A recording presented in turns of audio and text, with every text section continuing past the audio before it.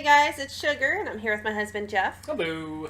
Sorry for the month. It's been really, really, really crazy in every possible way.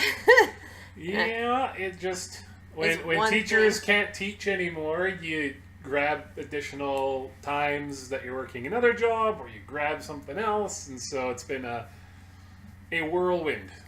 Yeah, it's been very busy, and I'm sure you hear that a lot from other YouTubers, but it was very busy with work, with medical, with being sick, you name it, it happened. I had my appendix taken out. Yeah, Aha. that was a very fast couple of days, let's say. It was very unexpected, seeing as how it was never a problem for him, so... Yeah, so I mean, there was like a week and a half kind of lost in the mix. And lost to whatnot. everything, yeah.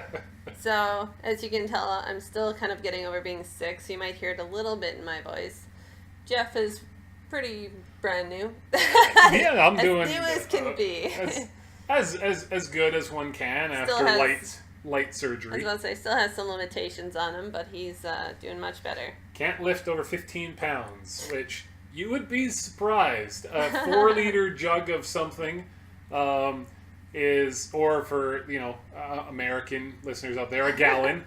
Yeah, that is about 8 to 8.5 pounds. So I couldn't carry 2 of those. Yeah. Which So is a that's how big much deal for weight. him because he prides himself on being a pack mule. I figure a lot of men are. You don't want to make 2 trips from the car. It's very much that meme of like carrying as much even if it breaks your arm sort of thing. But anywho. Usually it's the hands. The hands hurt afterwards. Anywho, we wanted to talk to you about wrapping up our summer 2018. And we wanted to talk about the ones that we continued on with.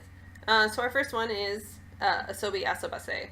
I got 1 episode. Yeah, he got 1 episode under his belt. I've been following along. Really, not much to say other than the fact that it's a bit wilder comedy in the sense of being darker. There's episodes that talk about sex and other stuff and girls in school. So just kind of the same hijinks you can think of in school, but them having a little bit more mature conversations and things like that. Very much a little bit wilder humor. There's not much else I can say. It's just a little crazy. It's like in between that happy medium of pop team epic and then normal comedy. It's kind of in the middle there between being a little dark for people or being a little too edgy. Like I said in the original video, I can see it was easy for me to kind of relate because I have friends as well as myself that's rather dark and twisted sense of humor. So I can see how some of these conversations would spring up and having these misconceptions and other things like that. I don't know. Not about everything. I found the first episode kind of like cringy at times, where I was like, it felt to me very forced. Like it didn't feel natural to me. Yeah. It felt like we're trying really hard to be on the edge. We're trying really hard to be irreverent and stuff like that, as opposed to just being irreverent. Yeah. It felt like I was trying too hard, in my opinion. I feel in some parts it does try too hard because sometimes the joke will land, but it gets over-exaggerated with hand gestures or facial features or whatever, kind of taking it too far.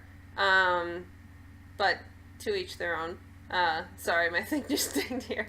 But yeah, to each their own.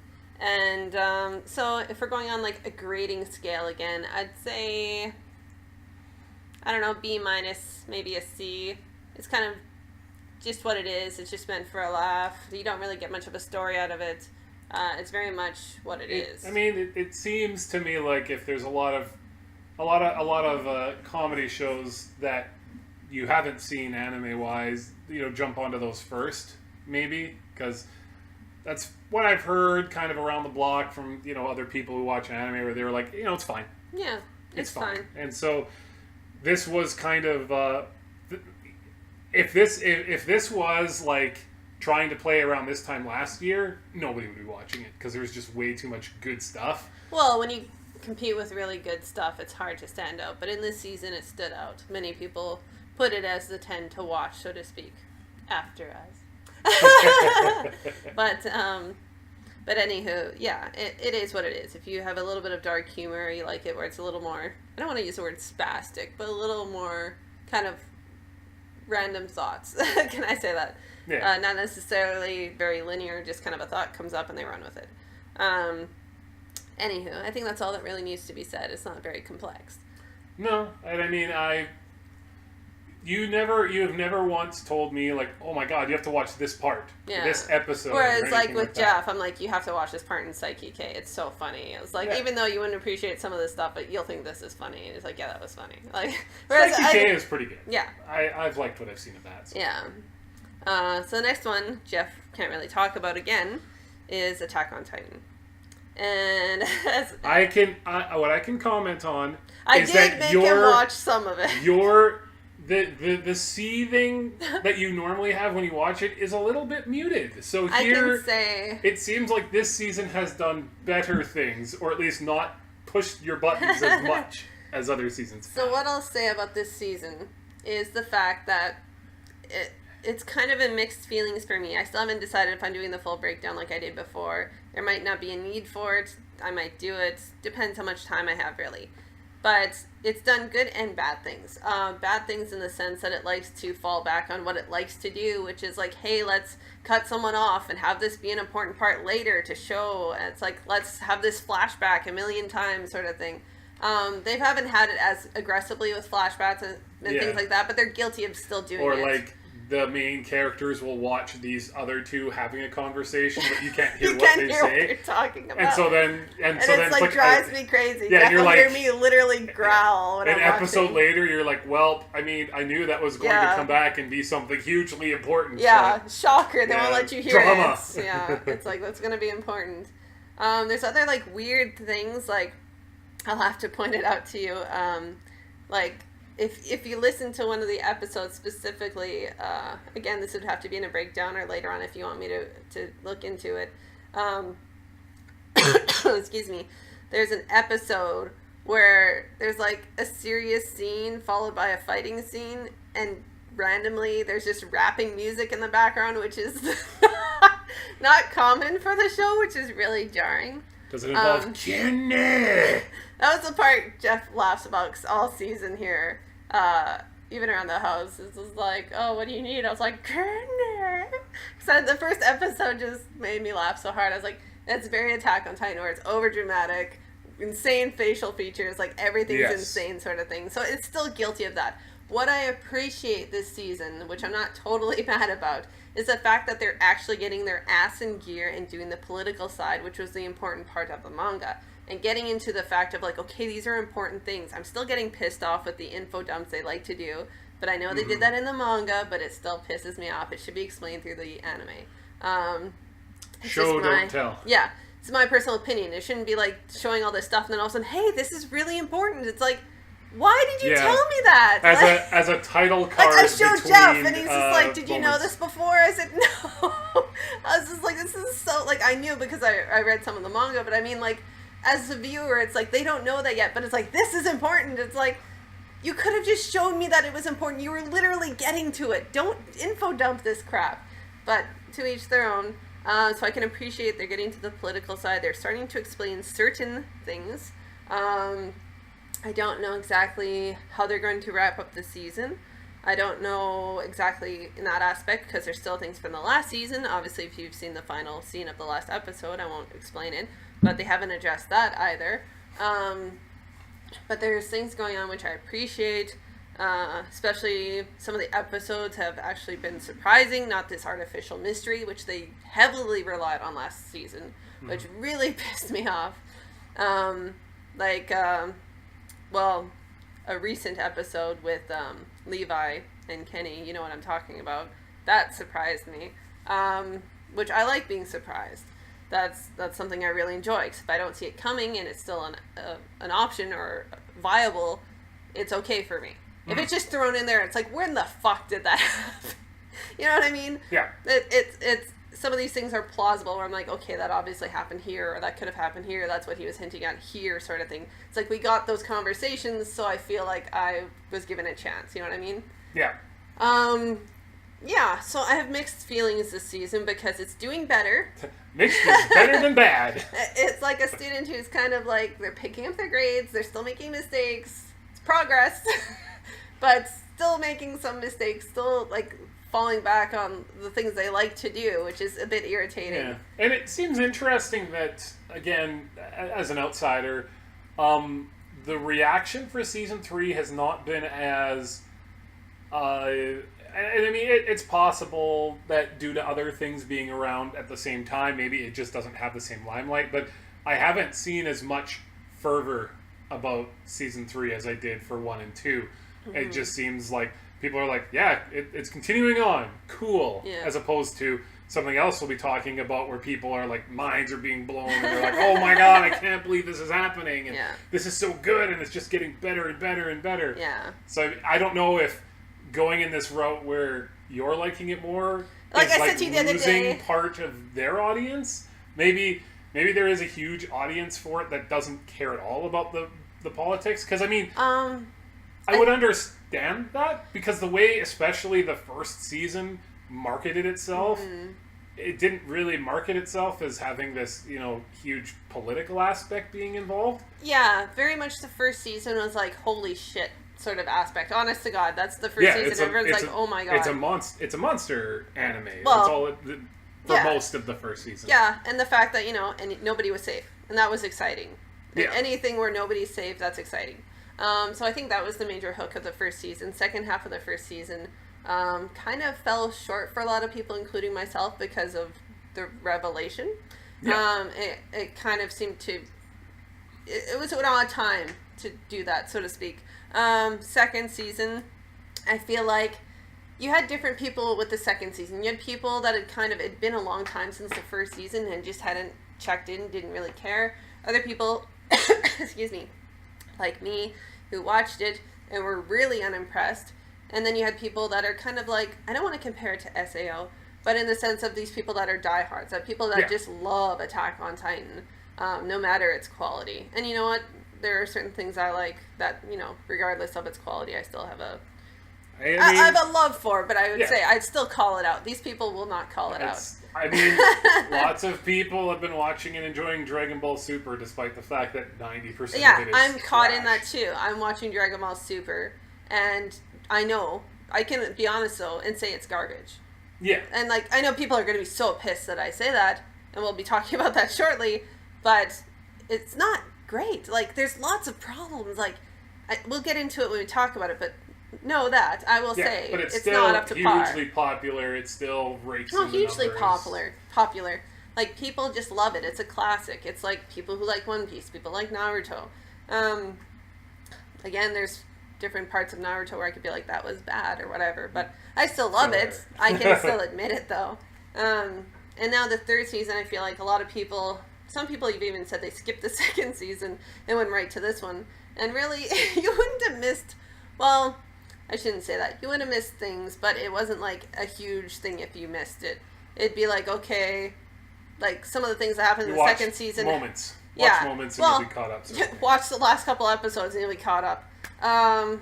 Basically the fact that even some of the things that happened in the second season haven't even been addressed, and I doubt they will be in this season. It'll be saved for later, depending on how far they want to go. I haven't been given a distinct amount of time that they've concretely been given. They might have by now, but last time I checked they didn't. But anyways, Attack on Titan has been getting better. I'll say that much. Yeah, they have been getting better, and I'll give it that. As for grade... Hey, you know what? A D- student getting up to a C-, that's a thumbs up. I'll call it C- for now. It's working its way up. Like I said to Jeff literally the other day, I said, I really want to like this anime. I do, but it has so many problems. And I said literally, I was like, I don't like to hate on it because it's just the thing to do. It's the fact that it has so many problems that make me so aggravated. And I mean, what I will say, for those of you who are like, how can she, hate on it so much and still watch it? Watch my breakdown of last season. And it's not a hate watch or anything like that. I really genuinely want to enjoy it, and part of me does. Yeah. When something is really bad, we don't watch it just for the sake of watching it. We have no intentions of watching anything SAO ever again. Ever again. I know it's coming up this season, and I refuse. I will not. I've been screwed too many times. Gun Gale Online Gun Gale, at some point, maybe because they're just using that world. It's a way, yeah. but anything that has to do with Kirito, no, never again. I gave it a chance. I gave the second season a chance. Second season kicked me in the groin, and I don't want it anymore. I will not watch it anymore. And there's enough isekai stuff out there now that like you don't need to do middling if you like garbage. It, great. I don't. It's again has lots of problems. Some of the fans will not acknowledge, some will, which is great. But again, if you like it, good on ya. Not for me. So yeah. Next one is Banana Fish, which has been so good. Yes, good. It's been I can't part of me wants to say surprising, but I think even from the trailers... Pleasantly surprised. Well, yeah. I think even from the trailers and whatnot that we saw beforehand, we had fairly high expectations of it. It looked a certain way. Yeah. It's representing itself as something to be taken seriously.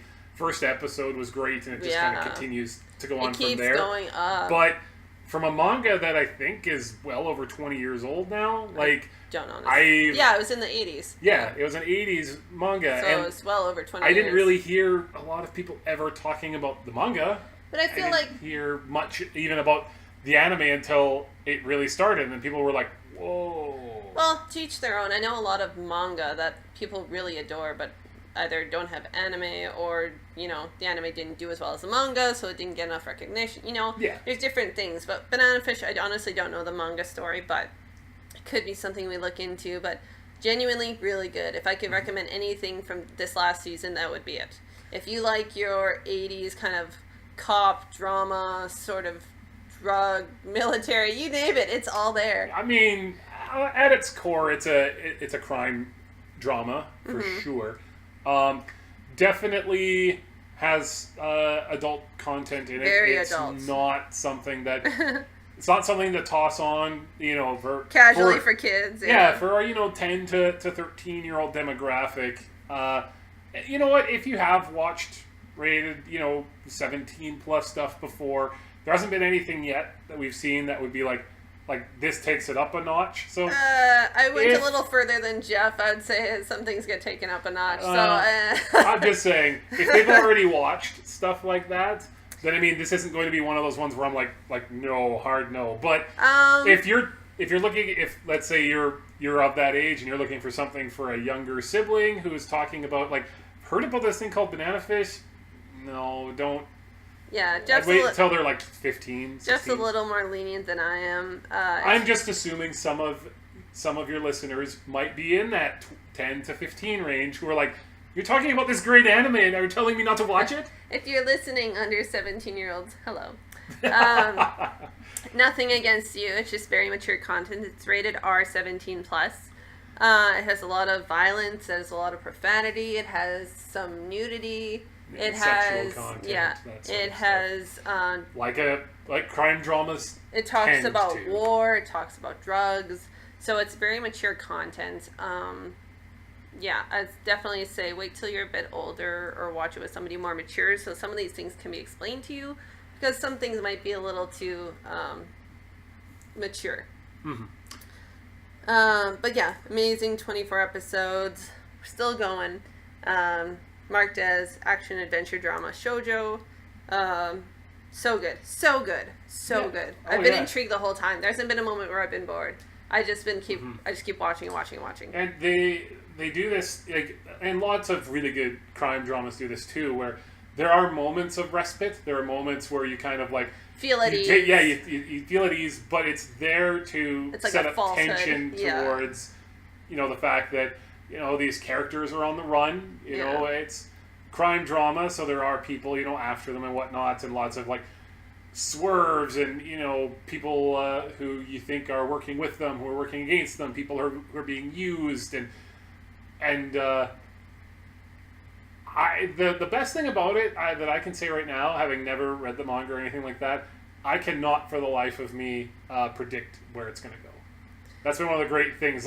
There have been certain things that have happened that I'm well, that makes sense because that's the way the genre works. Yeah. But as a whole, I'm I don't know. It's almost like short-term bets where you're like, okay, I bet this will happen. I bet this will happen. Like, but you can't foresee past that. Yeah, because like right now, I'm going to go out on a limb and say that like. Don't tell anything, people. No, like I'm not going to say anything story-wise except for I really do think that main characters will die in some capacity. Mm-hmm. I just have no idea who it's going to be, who's going to do it, who's really a good guy and who's a bad guy. Everything is just kind of like, wait, what? So I've watched further ahead than Jeff, so in my mind I'm like, I know some of these answers. How many episodes ahead are you? Where did you fish? Where did you fish? In a river. Where did you finish, my dear? Episode 9. I finished on 11. Okay. So, pretty close. Okay. I will catch up, but see, I'm gonna let you in on a little insider knowledge about us. We recently discovered New Girl on Netflix, and that took up a whole whack ton of our time as well. So. Some anime were not as... I mean, we have watched a lot of New Girl, but for me, the deterrent has been Jeff in hospital. That's the thing that slowed me down. Outside of that, I've been watching, so... That and my summer game of choice was Stardew Valley, and I was like, hey, Sugar, would you like to play with me? And there goes 75 hours of our life. Where, when it comes to anime, unless I'm rewatching something like Yu-Gi-Oh!, I want my full attention to be on it, especially if it's something that's subtitled. Like, you have to watch it that way. Yeah. And so, when we're sitting here playing Stardew Valley for hours at a time, it's like, well, I could put on this, or... Yeah, just a forewarning, when Red Dead Redemption 2 comes out, I will be a little indisposed for a little bit. A little indisposed? I'm pretty sure you took days off already. No, I haven't. No. No, my job's important. But yeah, back to... As for grading, A+. It's really good. A+? Yeah. I find it has really great story, interesting characters, really intriguing, kind of not necessarily like primary lines, but secondary, tertiary stories. Yeah. I think it's for especially trying to kind of replicate the 80s kind of tone. It did a splendid job. Oh, yeah. And the art style is a little different than usual, which is also appeasing. So, to me, it's an A+. It did nothing wrong. The opener is really cool. Everything's cool.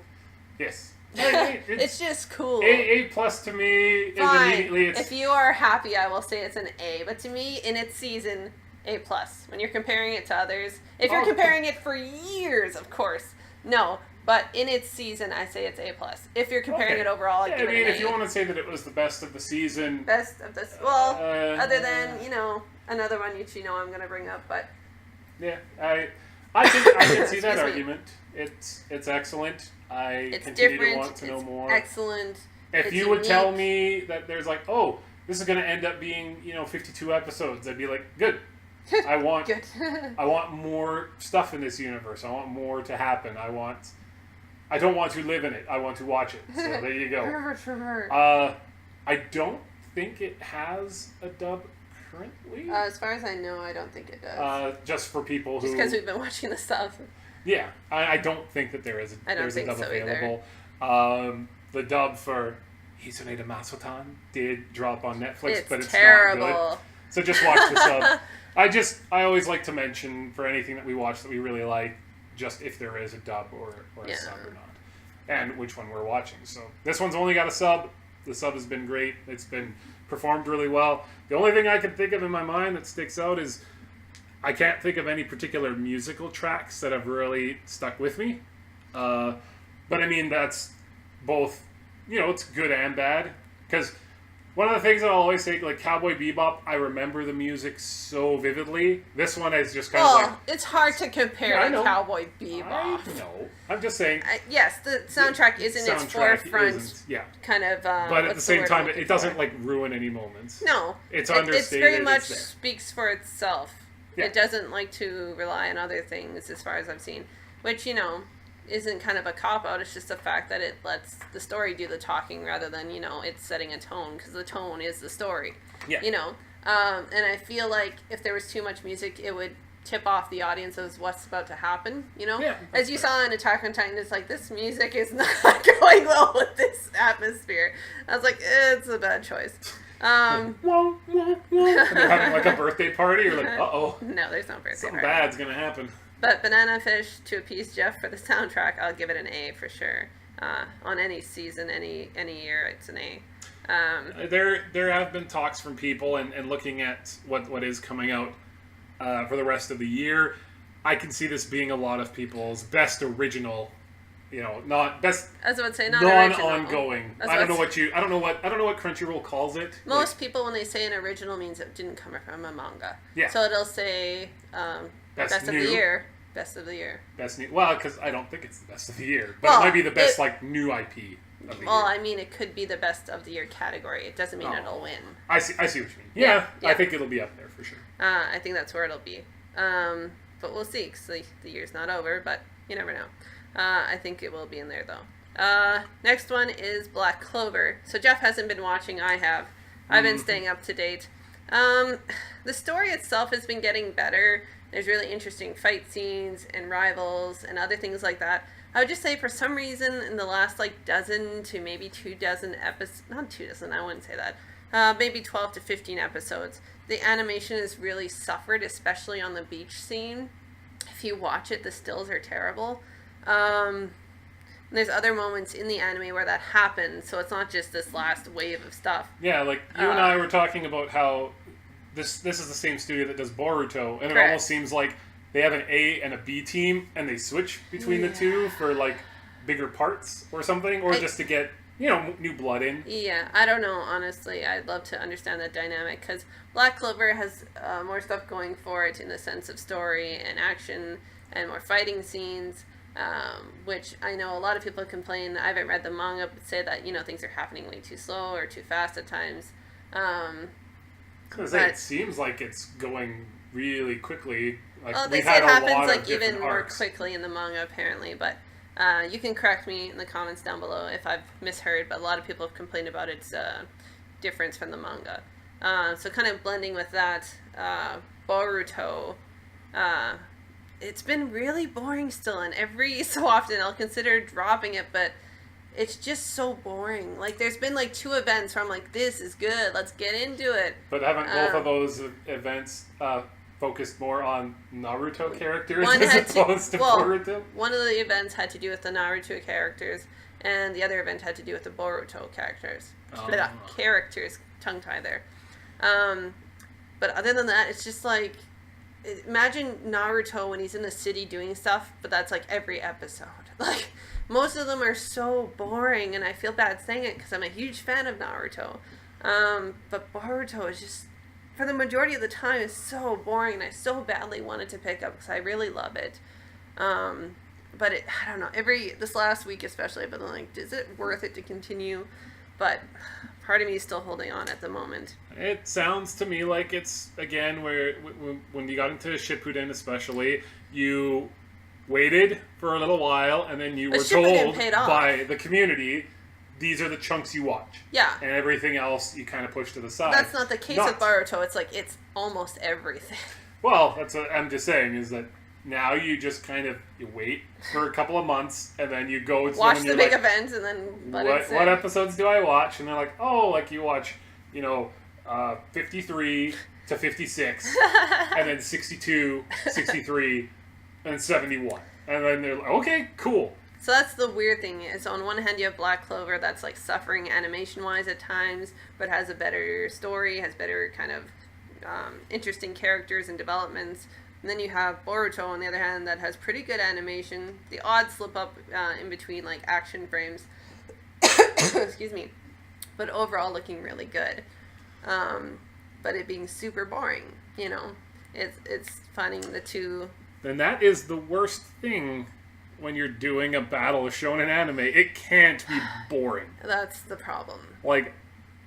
Say what you want about what was the one that was just a train wreck with the girls who were March and Mansion. Yeah. I will say this about it. It was never boring. That's true. Like a train wreck is still interesting to watch. I would much rather watch a train wreck as opposed to be bored to sleep. Yeah, it was a train wreck a million times over. It was so bad. It is the best 4 out of 10 you'll ever watch. If you ever want to watch some really funny gifs from that show, holy smokes. It's so funny. Especially like the one last where she's couple running. of episodes. Yeah. Oh it's my like, God. oh boy. They are not putting money into this anymore. So. But that's more entertaining to me than just lazy, boring Boruto. So, that's something. So, as for both of them, I'd probably give Boruto C-, Black Clover C+. Yeah, basically. Yeah. It's kind of, they're both teetering, so. But I will say, it seems like Black Clover is improving, whereas... Yeah. There's characters I'm actually interested about, especially Yami. And kind of the... What's the word I'm looking for? Kind of... Where it's poking fun at itself, and it knows, like...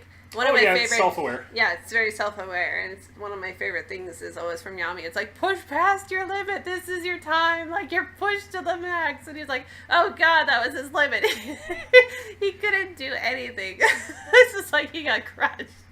But it's like, to me, that's funny, where it's just kind of self-aware of, like, every show where it's like, you're pushed against a corner, you're against the wall, this is your time to push the limit. He's like, oh, God, that was his limit. But there was no push. There was only fall.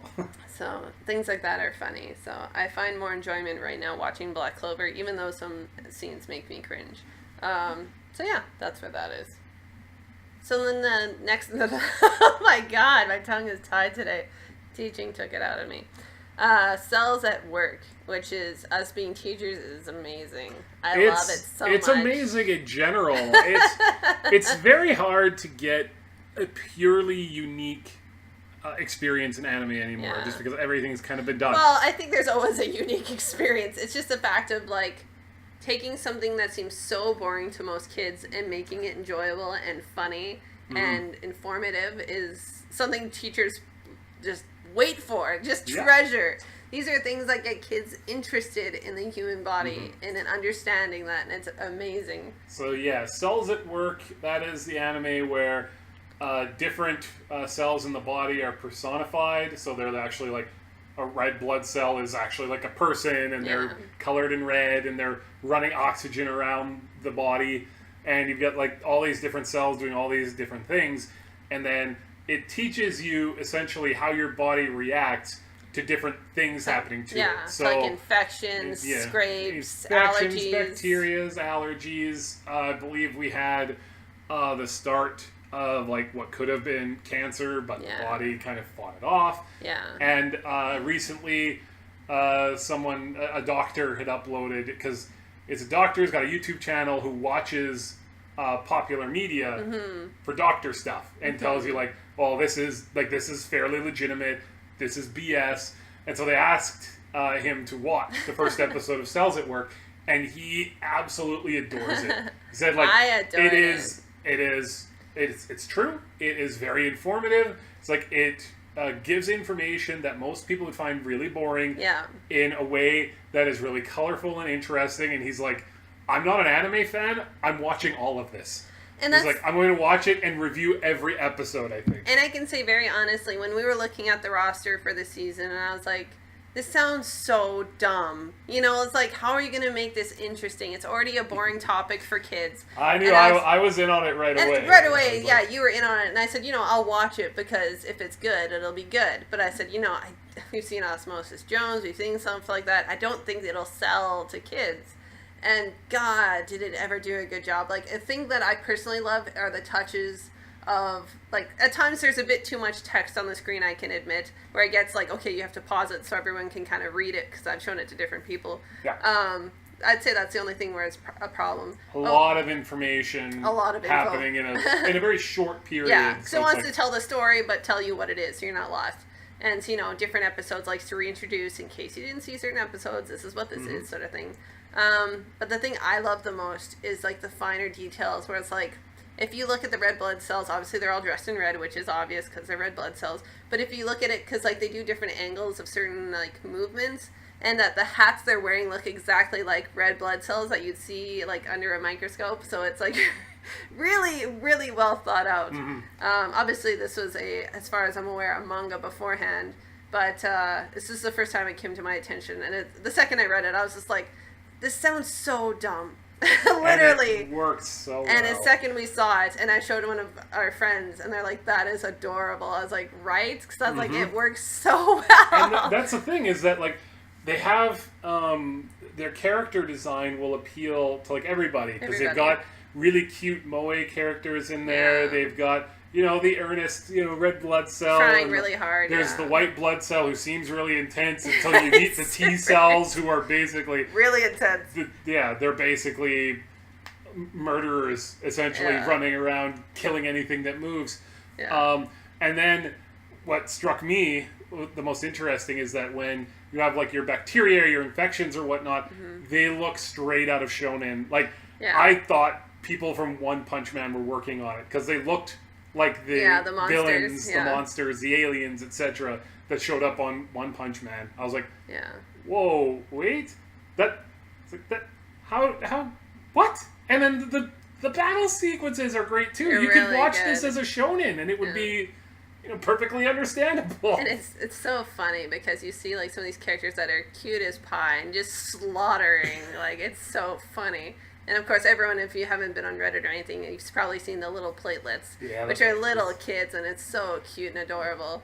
And of course, it like goes into like anything you haven't, like, one of the things that I appreciate, which sounds really silly, but it's something that for people to truly understand, is like when they're talking about the white blood cells and the T cells and so forth, about how they move through like cell walls. And like that's perfect for kids to understand. And the doctor like, even mentioned that too. Oh, did he? I never saw the video. Was like, this is exactly how that works. He's like, I appreciate that they broke this into the characters. So I haven't seen the video. Jeff watched it before me, and he was telling me to watch it, and I forgot before we got to this video.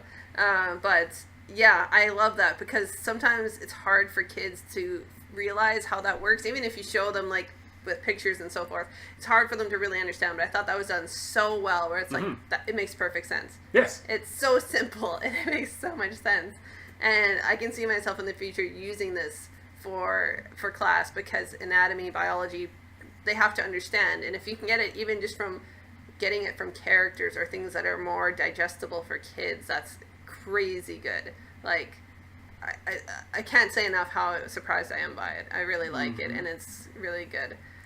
So as you can guess, there isn't much of a story as much as it's events. So it's kind of like the daily goings on in the body, kind of getting familiar with the types of people. We do have our regular girl that we have in every episode, but we have different kinds of red blood cells, different kinds of, you know, different people. Yeah. But so it's basically just taking care of things at a time. We don't get a full storyline, but it's very much like, okay, today's the flu, today's a scratch, today's a, you know, and it goes through the entire steps of what the body likes to do and how it overreacts and things like that. So it's very good in an informative way. Informative, entertaining. Entertaining. There isn't a particular thing about it where I could point and be like, that's a weakness it has. It doesn't have weaknesses. I know it does have a weakness. Well, now that bad I thought CG of it. at times. You want to see people walk. Holy shit. If you watch like some of the isolated shots where people are walking on the bridge, oh man. There's a couple of bad CG spots. It's like not even walking, they're like walking in place and somehow they're moving forward. Yeah, it's got a couple of those scenes. I just thought of it. It kills me thinking about it. So, given some of its downfalls, it's a really catchy opener. I'd probably give it a B+, A-. Yep. It has some issues. It's not really much of a story, as much of a informative. I mean, we don't know, because like it's not complete so far yet. Yeah, but I mean, I'm assuming it'll be the same kind of if they want to be complete, you would also talk about how your cells deal with the decay and death of the human body. Jeff's really dark, more so than me today. Not dark. I'm just saying is that if you want to talk about the conclusion of the cell's life, that would be the conclusion of its life. Jeff wants to kill up all bays. No. Just for completion's sake, that would be where the logical conclusion goes. Just for the record, that isn't a spoiler. We haven't read the manga. This is Jeff's Dark Wishes. Dark Wishes as much as that's what would make logical sense. I see. I can let that fly. So the next one, again, Jeff hasn't been watching. He watched a couple episodes, but I've been plowing through it, is Dragon Ball Super. I watched when it was good, which is the last 10 like 20 episodes. When even the Dragon Ball community is like, most of this is garbage, I am not going to waste my time. It makes me so sad because I really like Dragon Ball, like, period. It made me really sad when I saw the outcome of this season, because it was capable of doing so much, especially when you see something like Dragon Quest, which was done incredibly well. Jeff's playing that now. And when you see it compared to something like Dragon Ball Super, it's just so many places where I'm like, why?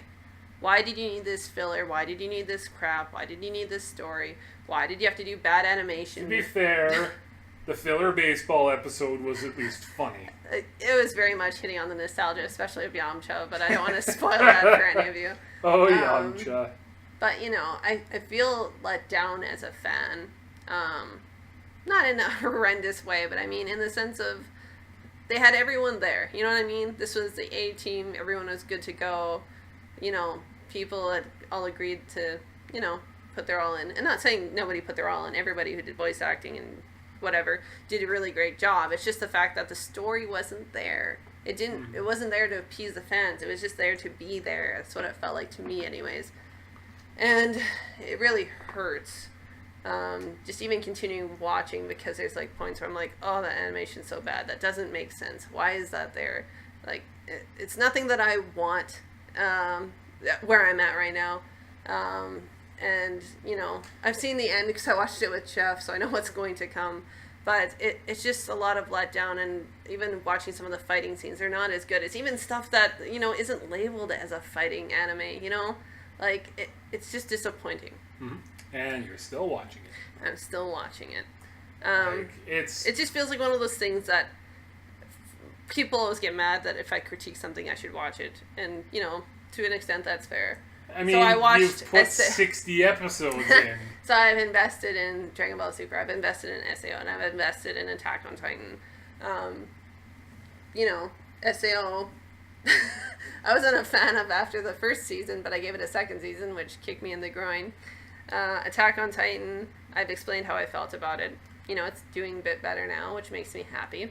And Dragon Ball Super, I don't know what to say.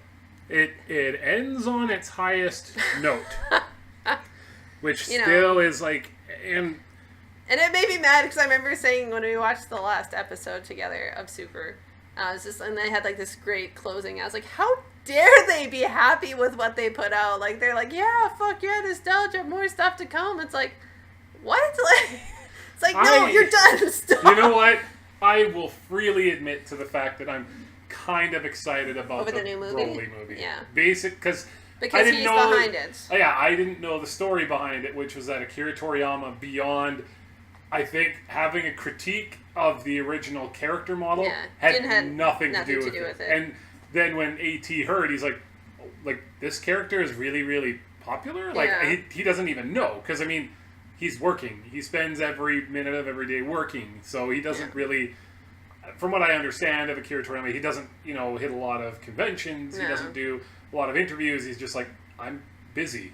I'm creating. It's what I do. Yeah, and so when he heard, he's like, oh, really? And so then he actually went back and he looked at the character and was like, well, I would have rather done this and this and changed this. And so then they were like, just do a Broly movie then. And he was like, okay. Yeah, don't get me wrong. I'm a fan of Toriyama. I'm a fan of the voice actors. I'm a fan of the entire franchise. Yeah. But I'm just upset over what they did with Super. I'm upset. I mean... Especially the fact of taking movies and then just cropping them into the series. That would hurt. Yeah, that was bad. For me, personally. Other people didn't mind. It hurt me. I mean, if you cut all of that out and you just start off with... What the first original content was... Goku Black, right? Well, it had a bunch of other stuff like randomly happening, like them having parties and them having different things and running into different enemies that were just random. Yeah, I guess the first thing would be Black. Was like the first major arc after Golden Frieza. Yeah, basically. So, and I mean that to me sounded like it was just a big fan service. Well, I shouldn't say that. There was Black, and then there was the initial tournament too. Yeah, I mean, oh my goodness, a shonen anime doing a good tournament, that happens. But I'm just saying, if Dragon Ball Super would have just started at that point, like, I feel the legacy of Dragon Ball Super would not be one of mostly failure. Yeah. It just hurts as a fan, that's all. Like, I am still a fan of Toriyama. I'm a fan of, everybody involved. It just hurts this last season. If they would have just stuck to, like, keep doing movies. Put out a movie once a year. Yeah. I was about to say pull a Pokemon, but I was like, they have it out every season. So I was like... Pokemon has over 1,000 episodes. So I was like, that's why I said never mind. Because I was like, to me, it's like, there's always a movie out, but I was like, there's always a season out too. So I was like, I can't talk. But... they could pull... Oh, no, people like the characters too much. No, they can't do that. Pull what? They could pull like a Digimon, where you just kind of do you like movies but chopped it into... I just meant more like with Dragon Ball as a series. Oh, I see. Dragon Ball, like, is an idea. Yeah. And you just kind of go to a different point in history. It doesn't even have to relate to the original. Create new characters. Have the stories always revolve around having to get these Dragon Balls. Yeah. And then... you could have it be, this is Dragon Ball, but instead of, like, martial arts and ki and all this sort of stuff, you could have it be with, like, samurai or something like that. Keep it as, like, an idea, but then I said, no, people care about the characters way too much. Yeah, like, the characters are good. It just do them justice. Give them a chance. Make them good. Like, keep them good. You know what I mean? From A to B, like...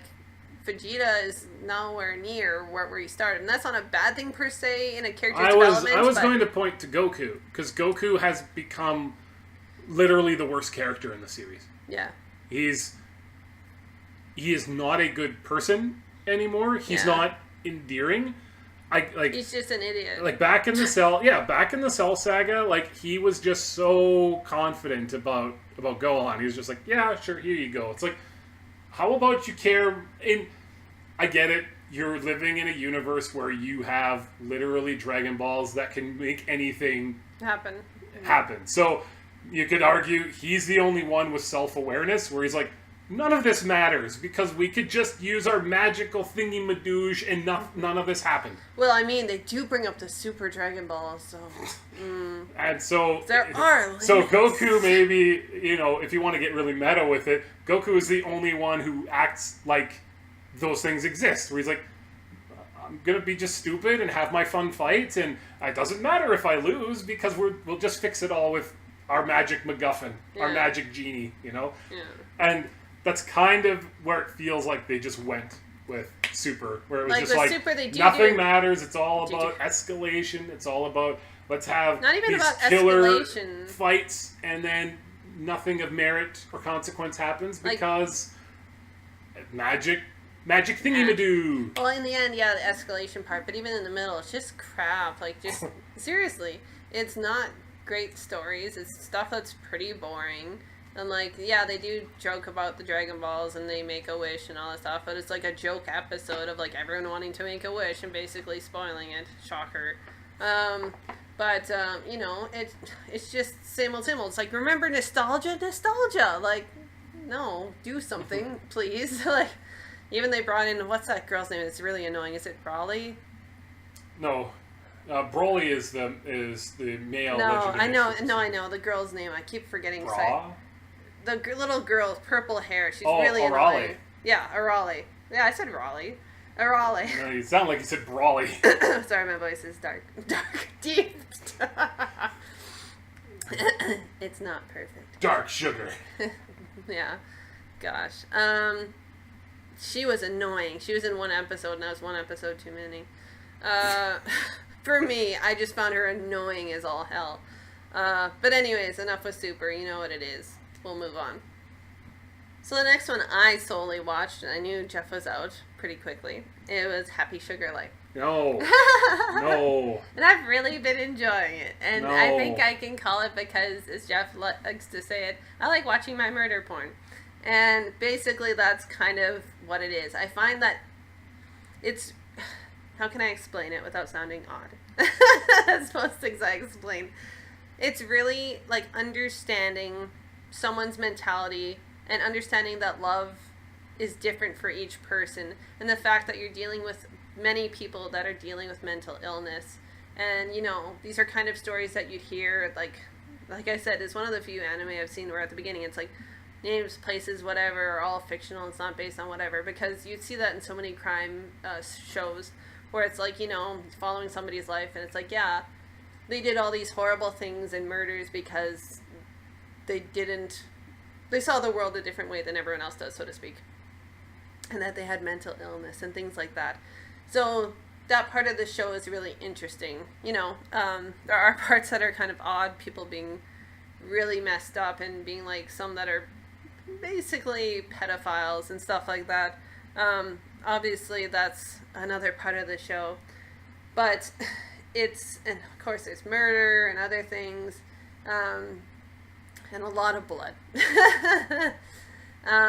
But I think the highlight of the show is the fact that it really goes into the fact of, like, I can understand this. Well, it sounds even worse. Like, from the young child's perspective of having parents that were damaged. I had a similar situation in the sense of having people that are damaged. Seeing abuse in the home and things like that. That changing your perspective of what love is. I think that's a really important thing for people to see. I think it's also important where we talk about our main character, where she's had a different version of love in her household. People that are really twisted in what they believe love is, and then trying to teach somebody else that exact same lesson, which is really dark. So I find it interesting in that way. It's not for everybody. It's very dark. Like I said, it has murder, it has lots of blood, it has mature content. One thing I like about it is the fact that for darker scenes and things like that, some of the colors will change, and as you see people that are like fraying mentally, you'll see like the screen cracking over certain scenes where you know that things are about to get really bad.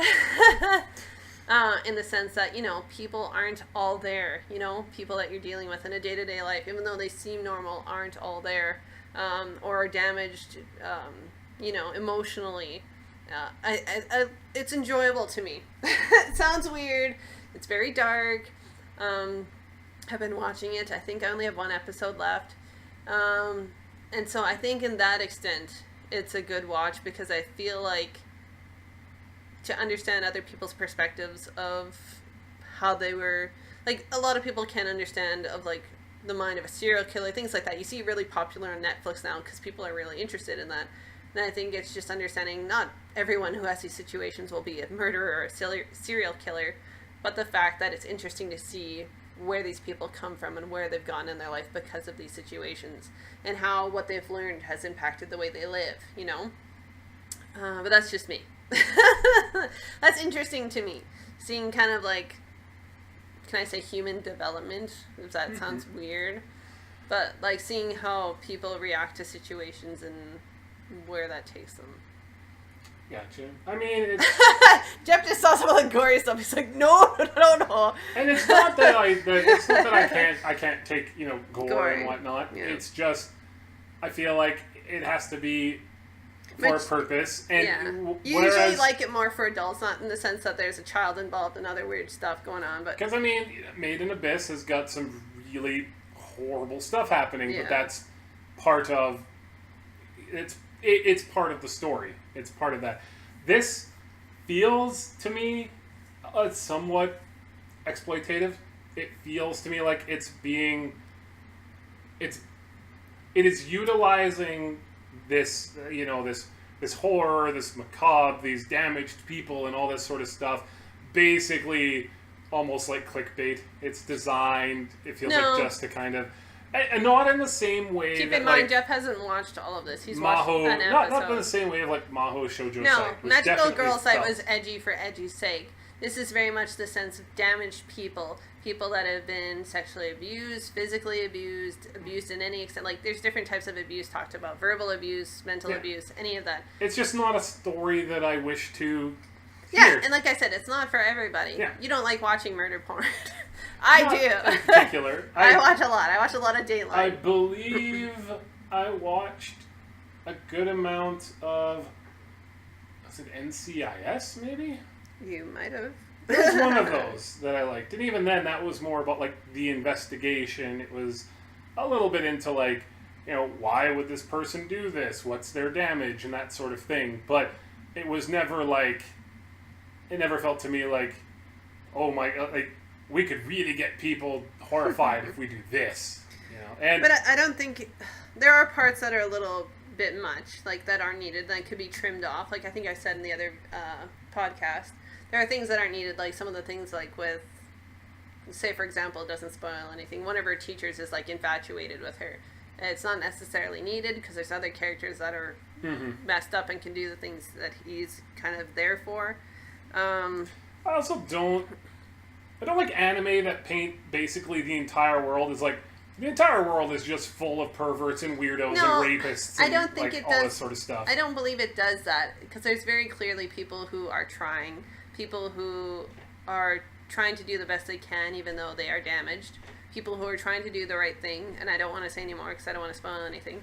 Then there are people that are legitimately damaged, people who are pedophiles, people who are abusers, people who are, you know, people who are legitimately damaged, other ones that are just afraid to say anything because of what that could do to their life, their job, their whatever, even if they did know, sort of thing. But I think that's just interesting of, like, to what extent somebody will go in order to protect something that brings them happiness. And obviously it's different for everybody. But, like, especially when you're dealing with people who've, like, killed or serial killers, you kind of, what's the word I'm looking for? You just kind of get that mentality of what got them to the point where, like, most people wouldn't think this way, but something happened where, you know, this is now their reality. I mean, I know you are interested in how to phrase it. Darker stuff. Sometimes. I mean, as a history, as somebody who enjoys history, you've said, you know, multiple times that while it's horrific what happened with like the Holocaust, you find it especially interesting to look at, like, from an academic point of view. Yeah, I find it interesting. I get that. I find it interesting in the sense, like, with that topic specifically, it's kind of seeing, like, you always think you know how good and bad humans are, and then World War II, especially the Holocaust, you see a whole new form of evil. Mm-hmm. And it's things that I feel like, why I'm so interested in it is the fact that, obviously, I know people that were in the war, but the things that are really interesting is the fact that it's just, can I call it a terrible perfect storm of everything playing out a certain way. You know, certain things happen which domino effect a bunch of other things happening. To this day, like, I've been researching World War II, or Second World War from Canadian perspective, for several years. And even last night you saw me going through documents, stuff I didn't know about, you know. Yes. And there's always a thing where I think, like, okay, now I know the basic story outline. Yeah, where it's like...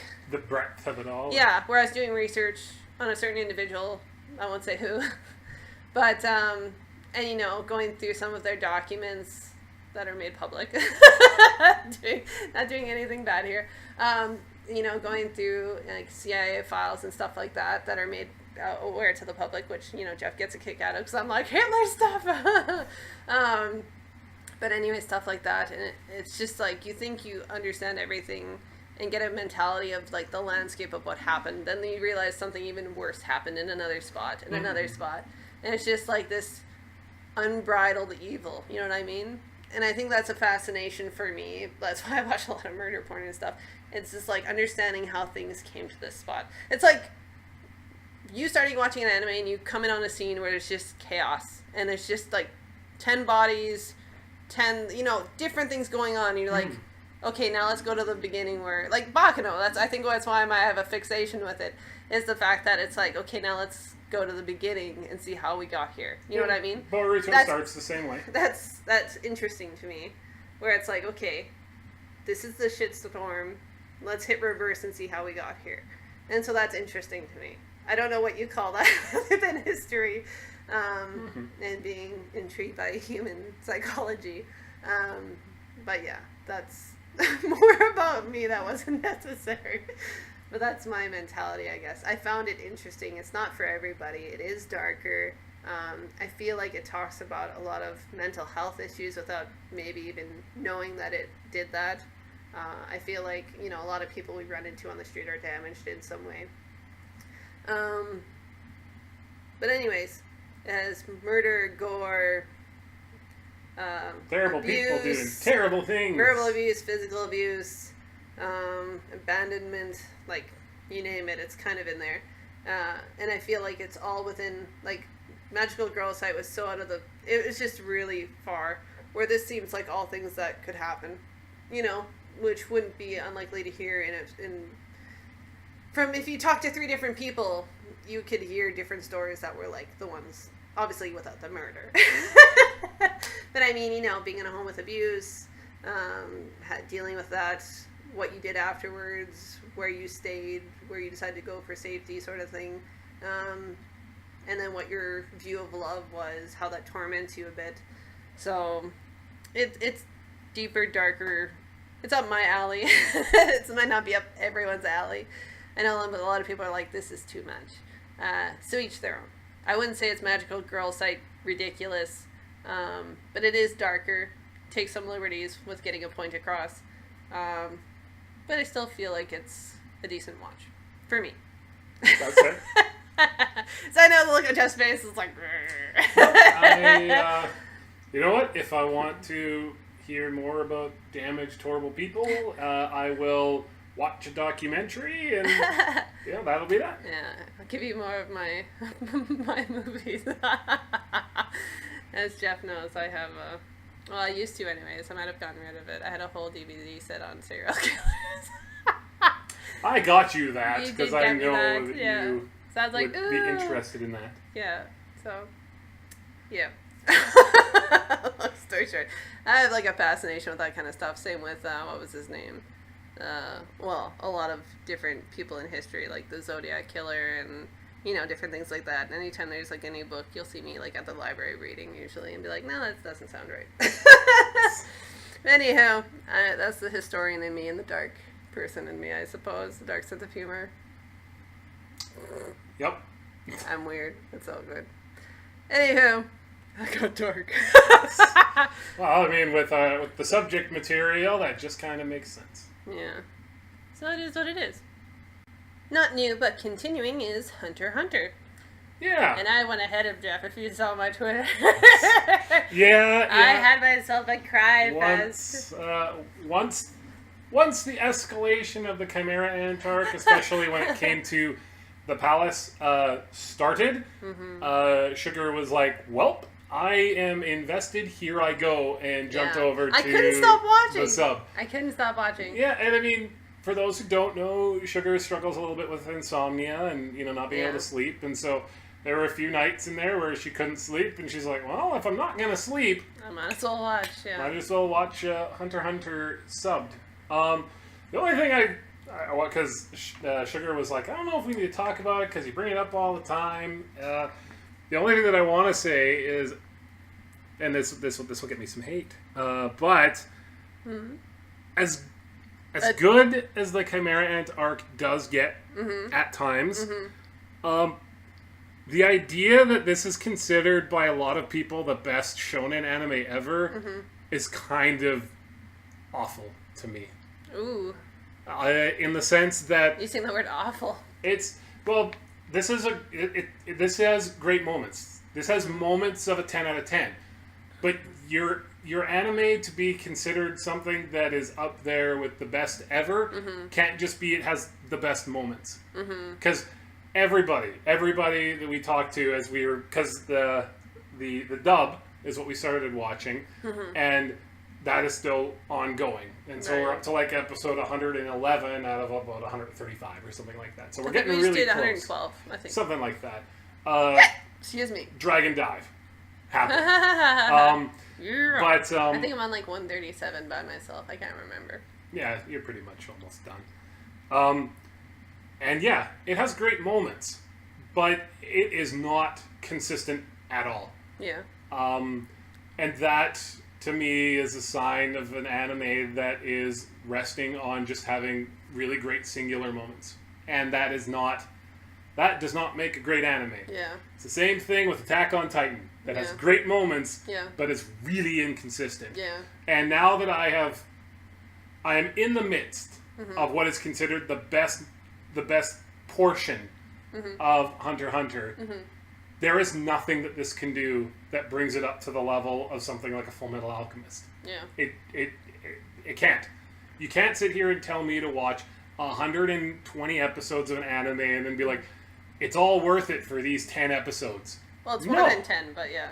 Well, I mean, let's say, if the best stuff even, let's say, is 20 to 30. Like 20 episodes. I'm like, okay, My Hero Academia has had 50 plus great episodes. Yeah. Full Metal Alchemist Brotherhood is 50 plus amazing, never stops being amazing. Mm-hmm. This is a serviceable start. Mm-hmm. Highs and lows with the spiders and York New. God, I wish they would have done more with the spiders. There's certain my things favorite. were great, other things were not so good. Yeah. I still contend Greed Island is one of the worst things I've ever watched. I really hate it. You're a Yu-Gi-Oh fan. Yu-Gi-Oh has never been above like a 7 at its best. But that's, what I expect. Yeah. What I don't expect from an anime that people give a 10 out of 10 is one of the worst arcs I have ever seen in a shonen. It is awful. It makes no sense. It breaks its own rules constantly. We go from having these amazing villains to these nothings who they try and make us feel like, oh, these guys are a big deal because we're being told they're a big deal. Yeah. And then they're nothing. Yeah. Not to say that the particular power set isn't, something worthy of paying attention to, but the payoff was awful. The game didn't make any sense that they were playing. It changes from this really high tense, like, oh my god, like we've got now like the hunters versus the spiders into this, okay, the two of them are off to play a video game. Like, you don't just switch like that. And it went on for like 30 damn episodes. I don't remember how long it was, but it was a while. It was really long. And it's odd for me to say something where I'm like, that was awful. It was awful. I glazed over towards the end. Like, you saw me. I was really struggling. You were like, can you tell me again what this card does? And I'm like, sure. So you're like, this is still stupid.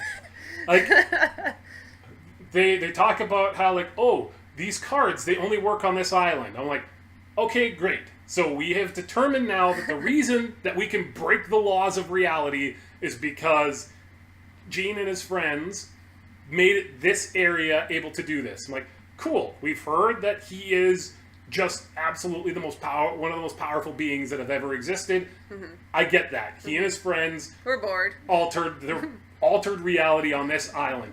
And then we're told, oh, every single one of these cards will work anywhere else and you can take it out of the game. So they're so powerful, they rewrite the laws of physics and nature and everything anywhere you are. As you can tell, Jeff is really mad about it. It makes no sense. It feels to me, and everybody else was basically like, yeah, the mangaka just started playing Dragon Quest and wanted Dragon Quest in Hunter x Hunter. I'm like, okay, that still doesn't excuse the fact that it's garbage. Yeah. And then the Chimera Ant arc started, and we had some really cool stuff, and it feels like it just takes a holiday for 15 episodes, where I'm like, okay, we get introduced to Palm. Okay, she's crazy weird, and I get that she's going to be important later, but, I want to go on a date with Gon. I'm like, we have essentially a weird, like, Hitler character just running around doing whatever, and we're following this instead? I'm like, okay, fine. And now we're getting into the really good stuff, which, it's great. Everything that's been happening so far with, like, the palace and everything has been awesome. And I've been like, cool. But this doesn't make it anywhere close to Fullmetal Alchemist Brotherhood. Like I said to you, it feels like once they hit the city right outside the palace and the Chimera, like, how can I say this without spoiling anything? Obviously, we have the Chimera Ant arc, and it's introduced earlier. But the second we get to the city outside of the palace, I feel like everyone gets on board, and they're like, okay, let's fucking pull this shit together. And it gets really good, really intense, really awesome. But, like you were saying, I can agree that I could never give it a 10 because it's so many, like, just random things happening, and, like, there's moments where I'm like, yeah, I remember that. Like, the most moments that stick out is, obviously, this doesn't really spoiling anything, Killua grabbing the heart, you know what I'm talking about. Yeah. Basically the introduction of the spiders, and their big thing at the tower. Yes. And, you know, you the remember, hunter, one of the vivid scenes I remember at the beginning of the Chimera Ant arc is one of the hunters getting shot viciously. Oh, yeah. And then this end. Those are the 4 moments for me. I mean, there are characters that stick with you. Everything Hisoka does.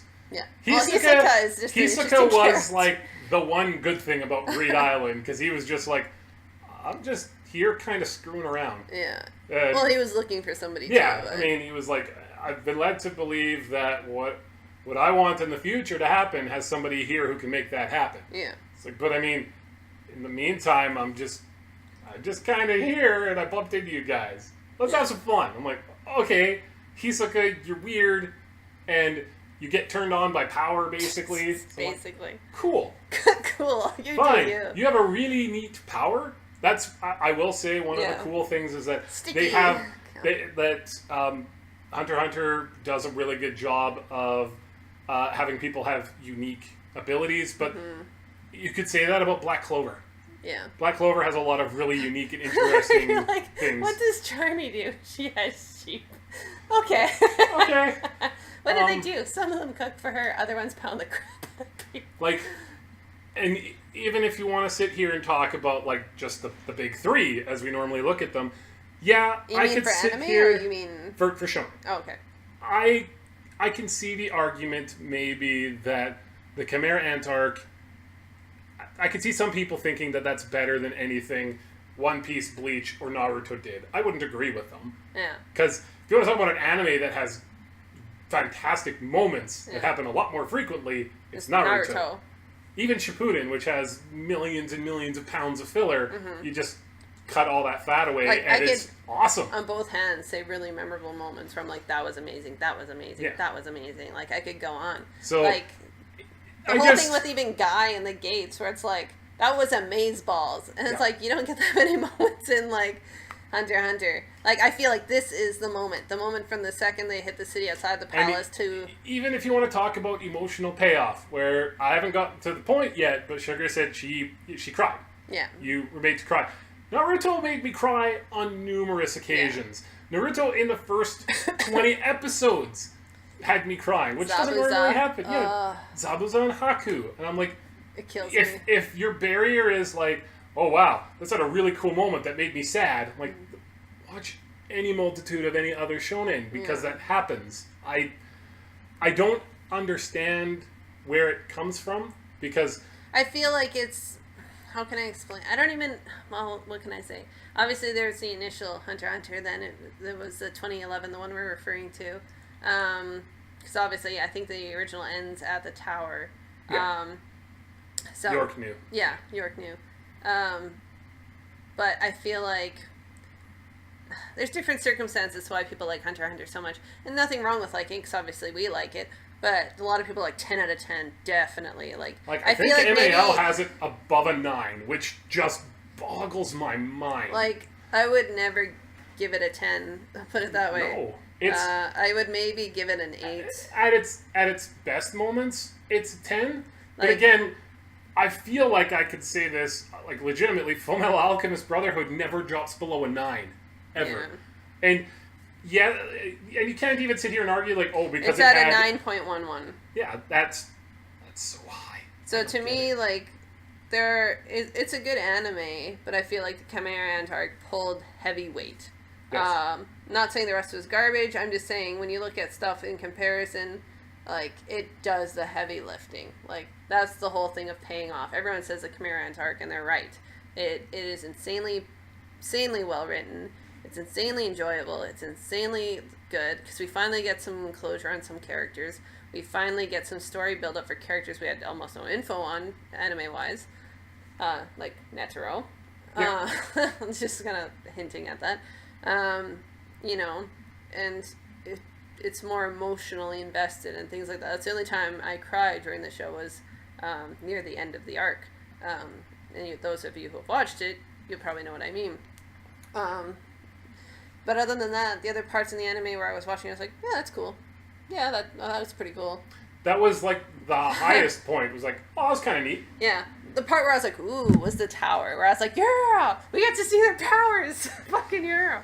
But I also liked, what's his name? When he's fighting the spiders. Who? The one who then just leaves. Oh, One who I thought was a girl. You always thought was a girl, yeah. Kurapika. Yes.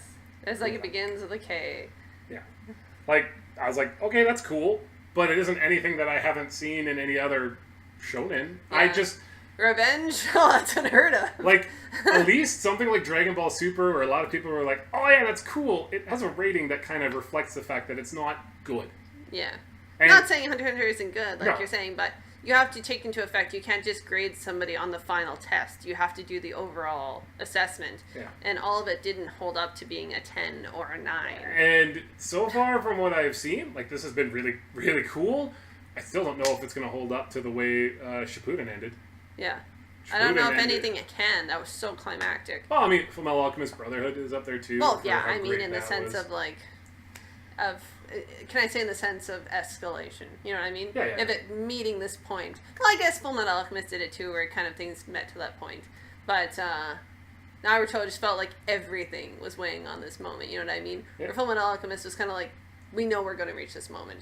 Whereas in Shippuden and stuff, we're like, we don't know what the ending is, but it's going to be huge. Yeah, I mean, Shippuden did pull out the whole, like, here's a new final villain towards the end. Like, lots of things do that, I guess. But yeah, and Naruto isn't perfect either, No. but it's saying that in comparison, like, Naruto lasted longer, and it still managed to be really good throughout. Like, there was filler, yes, there was OVAs, there's all sorts of crap, but overall, it managed to be good. There's several times I've cried, several times where I was, like, on edge, several times where I had, like, bated breath. I was like, oh my god. Talking about Jiraiya, if anybody who's watched, where I was like, yeah! It was, like, really turned around. Like, no! But, like, that gutted me when it happened. I was like, oh my god. You know what I mean? And that's the thing. It's like, whereas, like, Hunter x Hunter, I can be like I said, there was those 4 moments where I'm like, yeah, I remember those. It wasn't like, oh my god, you know what I mean? Or anything that made me cry. Like, it was. And I don't like Gon as a character very much. He's better than Goku. I mean, well, Goku and Dragon Ball Super, sure. Like, I find Killua is a far more interesting character, and even then he's more mature. Gon is very naive in almost every way. Yeah, and I know he's a send up to Goku and that style of character, but it's sort of like, okay, I would much rather have watched Knuckle and Shoot. Give me their entire backstory and their side stories, how they became hunters, because I find them far more interesting characters. Yeah. Like, any of the other hunters, it just feels kind of like, I don't know, it annoys me, I guess, that it's so highly regarded. Well, that's a bad comparison. I was about to say, it's kind of like you're feeling like I do for Attack on Titan, where it's so highly rated, and I have problems with it, and I can't understand. Not even remotely compared. Don't get me wrong, they're not even remotely in the same boat. But in that thing of everyone praises it so much, you're like, but it has problems. Like, I wish you could see that from my perspective. Yeah. It's still a 10. Like, it's not. Please, yeah, if you say it's your favorite, please rate something for its entirety. And I try and make that very clear to people, because they're like, oh, it's a 10. And I was like, because it's your favorite, right? And they're like, well, yeah. I was like, so to you, it's a 10 personally, not objectively. Yeah. I was like, when we're talking here, I'm speaking objectively. I'm trying the best I can to be objective in the things that I rank. So anything you see on my page, it's not, because obviously if I had Baccano, it would be 10 out of 10, because I love it so much. That's not how it's marked. Mm-hmm. I think I have it at like an 8, because it does have problems. I admit that freely. Yeah. And I acknowledge that, and I mark it accordingly. Which is like I've got a few 10s, but I feel like most of those I think are like, because I did start off on MAL like rating things based on just how they made me feel, and then I was like, no, like I want to be more objective. Analytical, so like something like Slayers, which I loved Slayers. Yeah, you love and it. At first I was like, oh man, like that's a 10 because that's what brought me into anime. As opposed to just like, oh, I've seen Dragon Ball Z, I've seen Pokemon, I've seen Digimon, I've seen Card Captors, and then like Escaflowne. Slayers was the first one I went out of my way to watch, and then I was like, this is what anime can do? Yeah. But even then, like, with my emotional attachment to it, yeah, that's a 10. As a series, it's like an 8, you know, at its highest. For Slayers? Yeah. It's like at its high point, it's an 8. Say, probably 7, but 7. Swimming in 7s. At its high points, it's an 8. That's the thing with Hunter x Hunter, though, is it goes so far between like moments where it's like, this is a 10, to moments where I would legitimately Greed Island. I was like, this is a 5. It's really bad. Yeah, I remember seeing Jeff glaze over, and there's points like even in the tower when they have the tournament. I sometimes glazed over. I was like, this has been done so many times before. Like, I was glazing over, and I'm like, I'm kind of getting bored. Yeah, and you know what? Maybe this had to be something that, you know, when you were watching in 2011 to 2014 when it originally aired, you know, you didn't have My Hero Academia at the time. Well, obviously. Fullmetal Alchemist Brotherhood was airing around the same time. I think maybe a year or two earlier. I can double check the exact date. But I mean, you know, I guess my expectations of an anime have changed since that launched in Japan. So a lot of people who watched it, you know, at that point, yeah, if you're comparing it to something like Brotherhood was 2009. Okay. So yeah, like 2 years. We already had. So, yeah, it's, I don't know. There's not a lot of excuses except for, I'll just use the dreaded F word, fanboyism. I think it's what it is. Yeah, don't get us wrong. It's good. It's just not perfection. It's a solid 8. It's not a 10. It's an 8 for me. There's too many lulls and other things that should have been explored that weren't. Yeah. I hate when it did dead stops after things that went to another story. That irked me really hard. Like, I think it's telling when, in the middle of the first part of the Chimera Ant arc, they jump for a 1 episode over to the spiders, and I was like, this is way cooler than... Oh, God. When I saw them again, I was like, so much more fun. I was like, thank you, Jesus. Let them come back. And they're like, nah, it's like 2 episodes. I was like, no. Yeah, but I was like, I had more fun with that than with... Yeah, I love them. And I had a lot more fun with... I like Knuckle. I think Knuckle's a really cool character. He's cute. And far more interesting than Gon and... maybe not Killua, but... than Gon, for sure. So yeah, that's just my thing. That's what I wanted to get out there, is that there's a few anime that kind of trigger me in that way. Fooly Cooly is another one where I'm like, no, are you kidding me? That is not anywhere close to a 10. I was going to say, I wouldn't put Fooly Cooly in that category, but I understand your hate for it because it gets way too much praise. It does get too much praise, and don't tell me that, like, well, you don't get the subtleties of it. I understand completely. Yeah, you don't understand what it was going for. I understand what it's going for. It's like people... It doesn't do it well. It's like when you and I always joke and argue about, you're like, well, Inception. I was like, who the fuck cares? It's like, just because it's super convoluted doesn't make it good. It's just another thing of symbolism. And Sugar did finish Inception somewhat recently, and so it's not as bad as I think you feared, but also you're like, I would just rather watch Paprika. Yeah. That's honestly what I would have rather. It's like, yeah, they got all their inspiration from Paprika. I was like, shocker.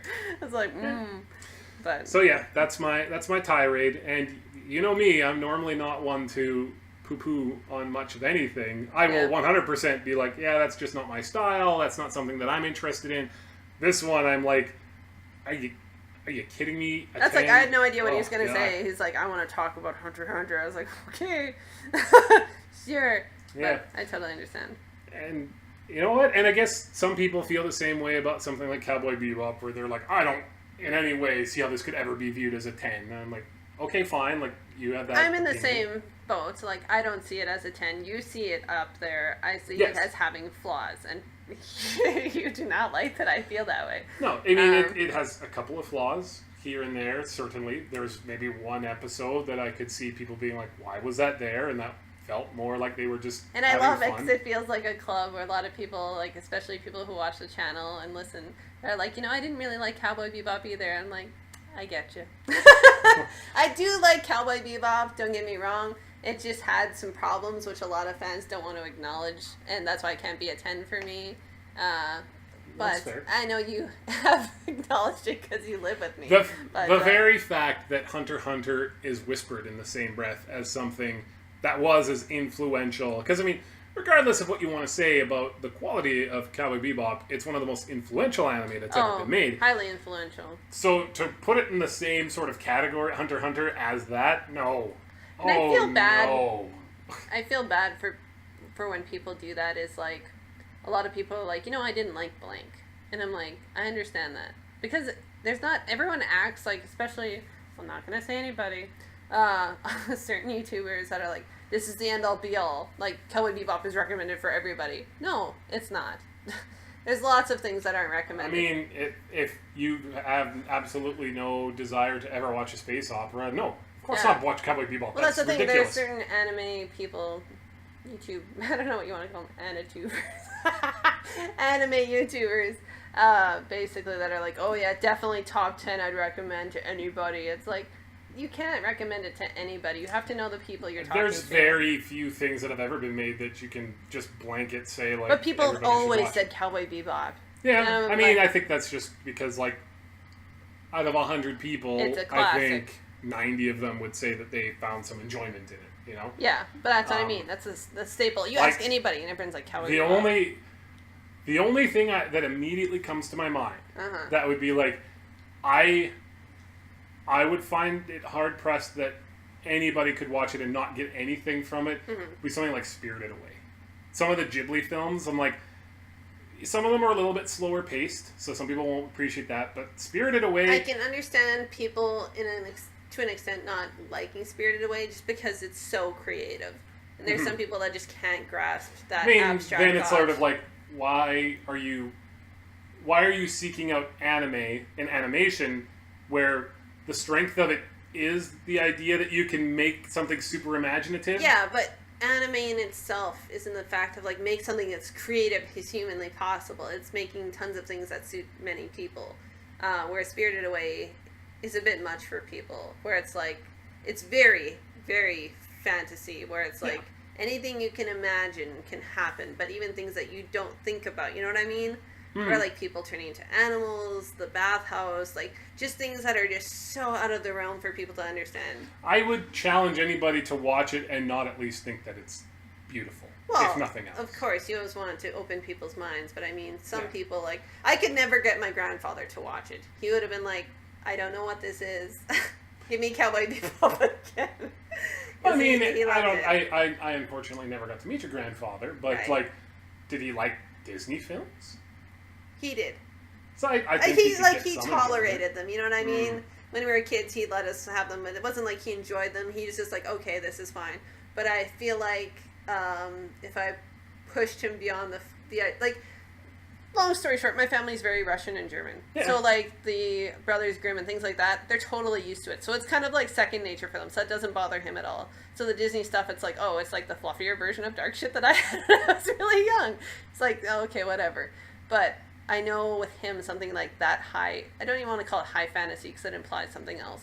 But how about that reliant on fantasy tropes. Yeah, where things don't necessarily have an exact meaning, I don't feel like he'd get enjoyment out of that. He'd like, I get that you're creative and I appreciate it, but I don't like this. He's like, I like things that are, like, he was very much into Westerns. He loved that kind of stuff, but he was very much a practical person. So Cowboy Bebop was like the fine line of making sense for him, but being futuristic. Or if he would have liked Trigun then. He would have liked Trigun. Yeah. Yeah. So I mean, like I said, there's no universal anything. It's just, that would be my thing, where even if somebody was like, wow, I didn't like the story or anything, I think would say, like, that looked beautiful, if nothing else. Yeah, well, he could have admitted that. He'd have been like, it looks great, but I don't like it. Yeah. Like, he would have said that straight up. Obviously, I never tried it on him for I knew that's what he would say. But yeah. Because, like neither of my parents are big into animation in general either. I think my parents appreciate Pixar stuff and some of the like the golden age Disney stuff. He enjoyed stuff like Toy Story and things like when we watched it because he thought that was cute, the perspective of because it seemed like what like he would have said when he was younger. It's like that's how we played with toys. They had personalities, we gave them to them, and that was within belief for him. As soon as you're dealing with people turning into animals, you're like, what the hell is happening? Yeah, I think my father would kind of gloss over a little bit. But and that was like the creatures coming across the water. He'd be like, what's happening? I don't get it. Like, none of it. He's like, this doesn't jive for me. This isn't a story. And that would be the biggest thing for him. It'd be have to have a story. Where it's like, okay, there's a moral, there's a this, there's a that. Where, there's a bit of a moral at the end of Spirited Away, but it's kind of, you get what you want out of it. Oh, yeah. I mean, where with him, it's like, it's open-ended. It's like, there was no point. Like, he hated Fantasia, which I did too, so he hated it. And I understand, because it's just a bunch of art, It's just very fantastical and, whatever. Not Spirited Away levels, but, it's the same kind of vein of just being what it is. But yes, it was very gorgeous. Spirited Away is something that's very imaginative. Yeah. Got off course there. Hunter x Hunter was what we were on. Sorry about that. Yeah, the ending could be literally the best thing I've seen in anime, and it's still going to be at best an 8 out of 10. Yeah, me too. So the next one is Kakuriyo no Yadomeshi. So I'm almost done. I think I have one episode left. It's been pretty enjoyable. It's just been kind of, Yeah, I mean, I stopped at a certain point, and I never felt the desire to really get back into it, just because I feel like it's a lot of stuff that I've already seen, and maybe I've been a little bit over pushed in that sort of area. Yeah, because I mean, I had the one with the foxes, Konohana Kitan, which was like, I watched all of that, and that was fun. This maybe just feels like it went on a little too long, because I think I finished right around 12 to 13 episodes, and then I'm like, okay, like I as more episodes kind of came and went, and you were like, well, are we still watching that? And I was just like, you never gave me a clear answer. I was like, so I just went on. I'll catch up, and now it's sort of your reaction to it makes me think I haven't really missed anything. It's just kind of a meh. I don't know what to say. It's very much just like an easy watch. Yeah. It's very much about follow your dreams. No. I mean, kinda, but it's about demons and supernatural, the real world versus spiritual world, and things that happen in the hidden realm and stuff like that, where it's people that are like foxes and ogres and stuff like that. And it's just kind of, how can I explain it? It's like Inuyasha, but it knew when to stop. But I mean, Inuyasha isn't it at its core a shonen, and this isn't a shonen. No,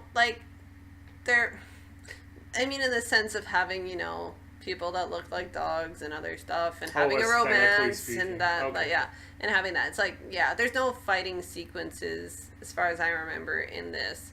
But I mean in the sense of having people that are like... Our Overlord is fairly overpowered, it looks like. If he wants something from you, you basically are like, sorry. Cool, we're cool. No quarrel. Yeah. But it's very much like somewhat of a romance, some of a cooking, mainly cooking, kind of thing. It's kind of like Inuyasha in that sense of having that romance, having someone that looks like a dog and other things like that. Obviously no fighting. There's the odd confrontational moment, but it's not that big of a deal. It's very chill. Mm-hmm. So if you want something that's just... That's a pretty good soundtrack, honestly, too, for its openers, and throughout it's pretty nice. Kind of sounds like, I don't want to say traditional music, but kind of like that, you hear the flutes, you hear the thing, just normal stuff that you'd relate to Japanese culture. Yeah. So it's enjoyable. It's just an easy watch. That's the best way I can put it. Maybe around a 7, 6, 7. So it's not terrible, it's not great, it's just like I said, I would put it at the same level as, Konohana Kitan. Kitan, I think, had a few more characters that I cared about, but beyond that, they had similar sort of ideas behind them, they had a similar... Less romance in Konohana Kitan, but well, there was some more girl romance. Yeah, I mean, there was like adoration. There was what romance. I would call it. We had a couple. There was. But no, I mean, but. But it feels like they. If I had to compare the two, Konohana Kitan definitely steered more towards kind of the cute aspect of it all. Vibes, yeah. Whereas this one, it's just a it never feels like it knows if it wants to go like, well, this was like cute and wonderful, or if it's like, no, for a human to be here is kind of scary and weird. I would never say it's cute and wonderful. It's kind of the aspect of like, oh, okay, it's about cooking, but then it's kind of about romance, but then it's kind of not. Then it's just an easy watch. That's the best way I can put it. So if you're interested, it's like a 6 or a 7. Yeah, it's okay. You know, we've told you the description before, but just a quick update. A girl from the human realm is taken to the hidden realm, which is where the yokai are. And basically, she is indebted to be the ogre's bride, and she wants to pay off the debt by working at a restaurant rather than getting married. So, yes, basic the debt of was show. Accrued by her grandfather, her grandfather, who could go between the realms at will, and also he was kind of like a celebrity over there. Kind of. So like people know who he is. Well, let's call him infamous. Yeah. And so people know who he is and have some ideas about her based on him, even though she's a much different and much better person. Yeah. Yeah. So I think that's all that really needs to be said. From that explanation, I think you will know if that is something that is up your alley or not. Next is My Hero Academia. Nothing but good things to say. Was really excited. I was super excited for you guys because I knew what was coming. And I was so like jittery because I knew it was coming. The whole confrontation at the factory, put it that way. And then the upcoming one, some of you might have seen it, The Fight About Nothing. We are watching the dub. It's called something else in the anime. Initially starting with Talk About Your Quirk. Let's talk about your quirk. But in the manga, it's The Fight About Nothing, which is really great, and it's really great look at Bakugo, which I've been telling you that it's like, trust me, it pays off, we get to understand it better. Well, I mean, just like how we got payoff about Todoroki and, you know, a shift in his character and whatnot, a similar thing happens with Bakugo towards the end of this season, which a lot of people have been kind of... And I think... No spoilers. Rightfully so. There have been people who have been like, I'm really liking the show, but... I don't understand Bakugo. I don't understand Bakugo. I don't get why he has this relationship. Chip on his shoulder. He's got this chip. He basically treats Deku like a piece of garbage, and Deku just kind of takes it, and a lot of it is explained here in a way that makes you sense. Understand his perspective and kind of where his thought process is. And, you know, everything's great. Even the provisional license exam. Yeah. The one filler episode they had was actually really good, and it's leading towards the movie, which looks like it's going to be great. I'm excited. Which... That's how you do filler. Yeah, and loved it. They even announced it before, like in the final episode before that. Yeah. All Might just shows up and is like, "Young Midoriya, I am here to tell you the next episode is kind of nothing. It's talking about me." So you're just kind of like, okay, I can hear more about All Might. About love, yeah. Yeah. Oh, so man. I thought that was great, and kind of a nod towards obviously the movie, which I thought was smart from their perspective, because I don't know many people that didn't know there was a movie coming out, but if you didn't, they made you aware of it. That was super cute. But I can't really get mad at it this season. It's been great. Quality's great. Animation's great. Everything from the manga has been held up. There have been a couple of things where they took liberties with the exam. They had some people asked me about the girl with the IQ. She wasn't in the manga. She was in the series. She was something that was concocted there. Yeah. So she wasn't there in the manga. So a lot of things, like even the liberties they've taken, they haven't overstepped their bounds, which I really appreciate. And I super, super, super love this series, and I will always maintain that. And I mean, I can get people who will be like, you know, nothing that's happened right now has felt as big as what Stain was. I get that. There's even people who say that Stain wasn't a big deal, and I'm like, you don't understand. I think they're watching. I don't think they're understanding it if they don't think that Stain is a big deal. Yeah, but I've had conversations many times where I was like, you have to understand the impact that Stain has. Like, it's huge. Oh, what's going to be happening in season 4 shows it 150%. Really big deal. You But, guys will be... I can't wait for you guys to see it. I can see where, like, seasons 2 and 3 have both been a 10 to me because I feel like they've done nothing wrong. But I could see where people will argue about which season was ultimately better. Yeah. Like, it's hard to forget obviously the fight between Deku and Todoroki. Like, that was a huge thing when it happened. Everyone was like held their breath. It was so well animated. But then you have moments like this season with All for One. And everyone's like, holy crap, that music, holy crap, that scene. It made me cry, made Jeff cry. So Jeff's not easy to make cry. Well, it depends. But I will say, so we watch the dub. Sorry about that. My computer is just mad at me. So we watched the dub because that's what we started watching. But I switched over to the sub purely to see that performance. Right. And that performance is, I feel like, just as good, but it takes a different tone. Yeah. Whereas I like what they're doing with the English one, but I can see where people would be like, no, the Japanese one's better. I'm like, I get it, because they're taking it in a different direction. Like, in one, it's about in the English one, I would say they're taking more of like a Hannibal Lecter approach, where he's so calm and so collected disturbing. And just so like somewhat nonchalant about everything, and the way he delivers it, it's really unnerving. Yeah. Whereas in the Japanese, it feels like, no, this guy's just evil. He's hardcore. He is epic, and I'm like, I like both of those. Both of those actually work for me. I was just so excited when it happened, because I was just like over the moon, because I was like, everyone's seeing the things that I love. Like, this is one of my favorite moments, their fight at the warehouse, and I was just like, oh my god, people are gonna see it, it's gonna be so sad, and I'm gonna be so upset again. Because reading the manga, I cried, and then seeing it obviously put to color, and I was like crying again, and I was like, oh. It was so dang good. Yeah, and then the provisional exam. I like how it can.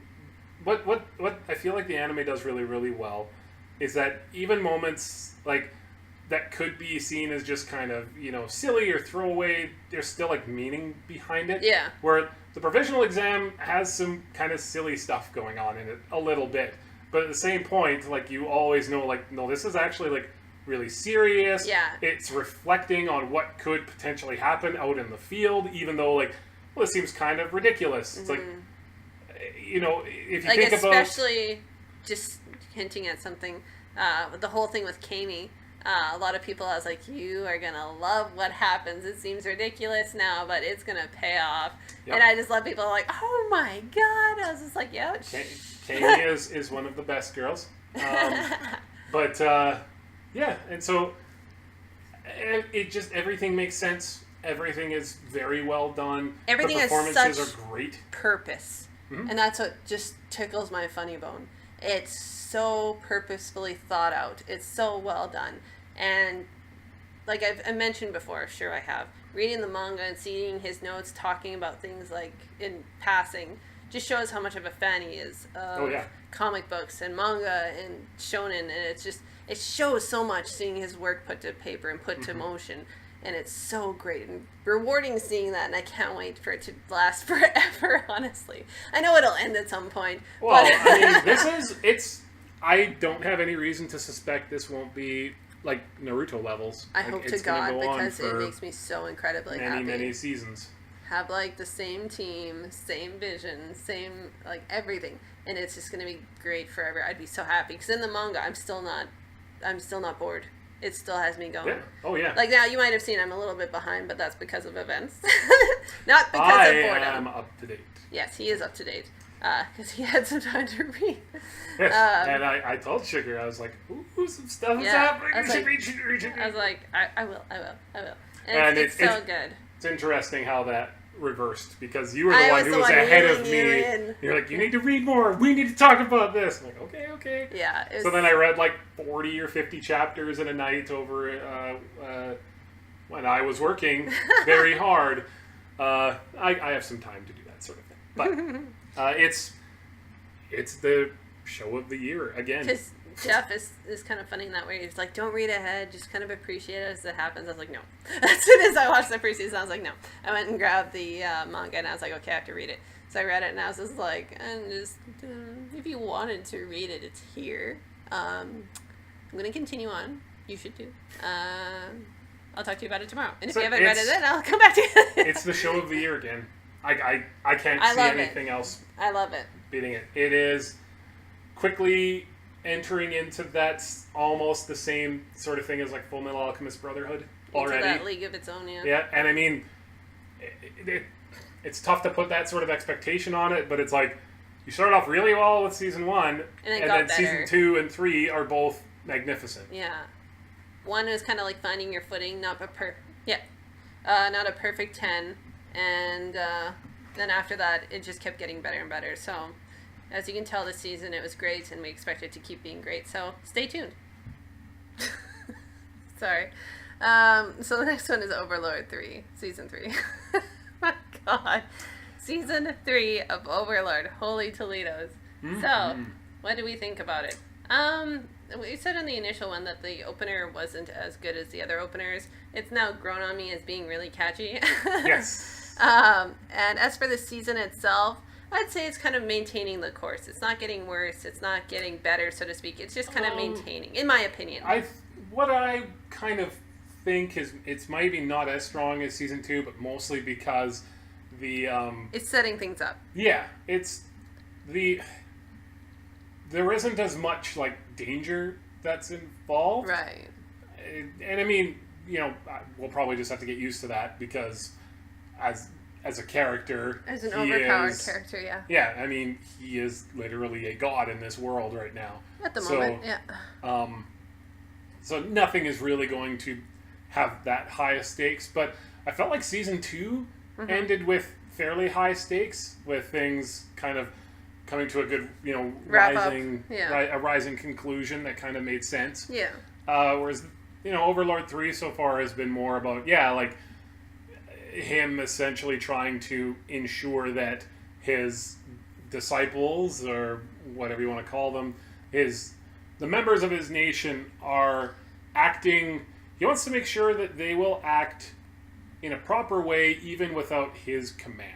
He wants them to be self-reliant. He wants all of those in Nazari to be gaining more power and making sure that they have greater power than those around, assuming that there are possibly other players kicking around.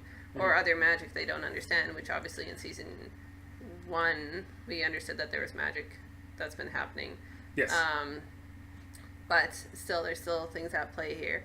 So it's kind of, this season's been more of setting things up, kind of, maintaining the status quo and getting some things done, where I feel like either by the end of the season or next season we're going to get some more power plays and other things like that. Yeah. Like, we are getting some power plays now, but it's kind of, we don't see the bigger picture right now. Yeah, and I mean, it's been enjoyable. Like, I've laughed a lot. I've really liked seeing the progression. And not everything can be, huge mega power fights. And, I'm powering myself down so that they think they have a chance. And I will legitimately say, again, we're watching the dub. Not the sub. Right. We like the performances in the dub quite a bit. Yeah. But the most recent episode, the conclusion to that legitimately surprised me. I did not see what was happening coming. We'd guessed something else. Yeah. Like, we were like, oh, well, I mean, this is going to happen. And I was like, whoa, wait, what? Yeah, it's like, oh, okay, they went that direction. Yeah. It's like, okay. I mean, hey, understandable. Yeah, but still a viable choice. Yeah, and it all still makes sense. It isn't like he's acting in a way that doesn't make any sense or anything like that. You're just kind of like, oh, okay, cool. Yeah, so this is the power play, yeah. Yeah, and I'm still really enjoying this dynamic of him, like, understanding as a player, like, I recognize the fact that I am terrifyingly powerful in this world. But at some point, there's a limit. Yeah, and every single game that's ever been played, I am the character that you come to kill. Yeah. And eventually, I die. Yeah. And he's like, I don't want to know what happens in that. Because this is still an isekai. He is still trapped in what we think is a video game. Well, it is. Well, you're so confused about that. He was in a video game which turned into reality, and so he's in the game, but it's now his reality. Yes, it's his reality, but we still, and that's the thing. That's why he doesn't know if other players are there, because to give you some guidelines on Overlord, if for some reason you haven't been listening to us or watching or whatever, there was a gentleman playing the game, and the game was about to close down at such and such a time. And he thought, you know what, I will cherish the last few minutes in our guild, and I'll be here by myself and kind of cherish these last few minutes. And then, of course, when the minutes rolled down, nothing happened. But then he realized something did happen. Mm-hmm. And the game is now real. It's not a game. He's in the game now is his reality. Yeah. And that's the thing where we don't, like, he doesn't know if this is an issue where, like, oh, maybe this is just another video game, and if I die, like, I'll just log off, and then I'll come back to the real world. But he's like, maybe that won't happen. Yeah, maybe this might just be what exists now. Yeah. And so he's, he has to take all the planning. Extrapolated, but long story short, a person in a game that's in the game world, but it's in reality for them. So, long story short. Yeah, it's been really good. It's been probably I think my favorite isekai to come out in the past 10 years, which is a very heavily inundated genre right now. With the success of SAO, you came all sorts of things. Konosuba ended up being really, really popular as well. I am tapped out right now. So the fact that I'm sitting with Overlord says something that it's good. Yeah. Because I'm really tired of isekai, and every season I almost always see it, and I don't engage. That was a season. There was one I did not engage. Yeah. Next season, there's one with this upcoming season with a slime. I don't know if I'll engage. Mm-hmm. If I hear it's good, maybe, but otherwise, I'm so exhausted of isekais. Yeah. And it's like, we have our one. Yeah. An Overlord. And Overlord, in comparison to all of the other ones, like, Overlord is one of the few I feel really does take into account, like, he is a player. He understands what happens here. It isn't just about how, like, SAO, he literally just goes around and kills anything because he is amazing at everything. Whereas, like, Overlord, it's funny because he's like, I wonder if this, like, item will be enough. And he just, like, fucking murders somebody, like, horribly. He's like, oh my god, I didn't need for that to happen. He's like, I thought he'd just fall over. It's like, Jesus Christ. And that makes me laugh. It's just like, oh my god, I went overkill. Yeah. It's so funny. And he's just like, I'm going to use this ability. And then, like, one of the funniest moments that just happened recently is there was a character who can, like, sense magical power. Yeah. And she literally, as soon as he showed off what he could do, and he wasn't even trying, she vomits. Yeah. And she's just like, this is the most terrifying thing that has ever existed. And it's just like, cool, so okay, funny. That's awesome. And it's been a lot of fun, but it's also, it knows when to take itself more seriously. It knows how to balance between the comedic elements of being overly overpowered, but also... Not even that of being overpowered. Like, one of the parts that I really love, and it makes me laugh really hard, is the fact that, obviously he's putting on a facade that he was always meant to be this leader. He is this terrifying leader. But then when you hear him talk inside, he's like at one point where it's really funny, where he's like, normally they would be NPCs, and if I hit them, they drop cash. I don't know if that would work this way. He's like, if I hit them, will they drop money? He's like, or will they just die? He's like, I don't know. Yeah, and like, if you haven't been following, his major subordinates were all programmed by the other people who ran the guild with him, and so some of them were literally made as a joke. Yeah. Because they were like, wouldn't this be funny? Yeah. And now that he has to, like, this is his reality now, it's like, oh my god, this isn't, I don't know how to do this. Yeah, it's just one of them. He's like, that was a joke at the time, but now that I actually have to live in, like, the same place as this person, he's super annoying. He's just like, oh my god. Yeah. I think it's the best isekai going. Again, I can see the appeal of something like Konosuba, which definitely steers really hard into the comedy element. Yeah. I like this goes into the part of somebody who is actually a gamer, and it's like, okay, if I do the same rules of gaming, this is what should happen. That's the thing that I like. That's the thing that's really funny. Him essentially planning against another version of himself. Yeah, I just love that where he just uses an if item. Another, he's like, oh my god! If another godly person strides up here and wants to take everything that I have, I need to make sure that can't happen. Yeah, it's like, okay, if this happened in the game, I would have to have these defenses, which means I'd have to acquire these things, which means, So he looks at it from a gamer's perspective even still, where it's like, okay, well, normally this would happen in the game, which means, these people will likely come to meet me, and I have to put on a facade that, I know what the hell I'm doing, sort of thing. He's like, okay, so I have to prepare for that, and... it's funny, just the mentality of thinking through it as a gamer. And I like that one of his subordinates is far more intelligent than he is. And he just plays it off like, it's good of you to know what I was thinking already. And then his inner monologue is like, wow, I never thought of that. Yeah. He's just like, wow, that was like 10 steps ahead of where I was thinking. He's like, I'm glad you were able to understand me. You are we're thinking the same thing. Yeah, it shows that you've been listening to my intentions. Yeah, it's just like, holy crap, I thought of one of his steps. It's like, oh, I could do that too. But it's funny in that way. I guess, and then its partner kind of anime is Overlord Ple Ple Pleiades. It hasn't been as good as the second seasons because the second season was much more informative. I found that it gave you a lot more details of like what the viewers were kind of questioning, like especially with the maidens. The third season's Ple Ple Pleiades is very much a joke. Yeah. About, overacting and getting the most out of spells by overacting. It's kind of like the running joke for most of the anime right now. They're little shorts. They're maybe like... They're about a minute, 20 seconds or so. Give or take. So it's just kind of... I would say if you want, you can skip it this season. Second season, I would say definitely not skip. Yeah. Yeah, so that's Overlord. So give it a watch if you haven't. If you are watching it, welcome. Join the fun train. Next one, Steins Gate Zero. That's been... how can I explain it? It, to me...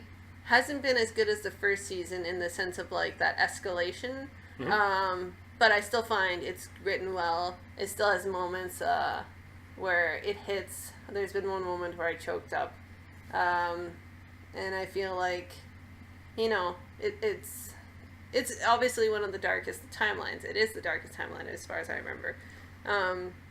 Very dark, very sad, very hard to watch Okabe suffer. Yeah. It's very heart-wrenching in that sense.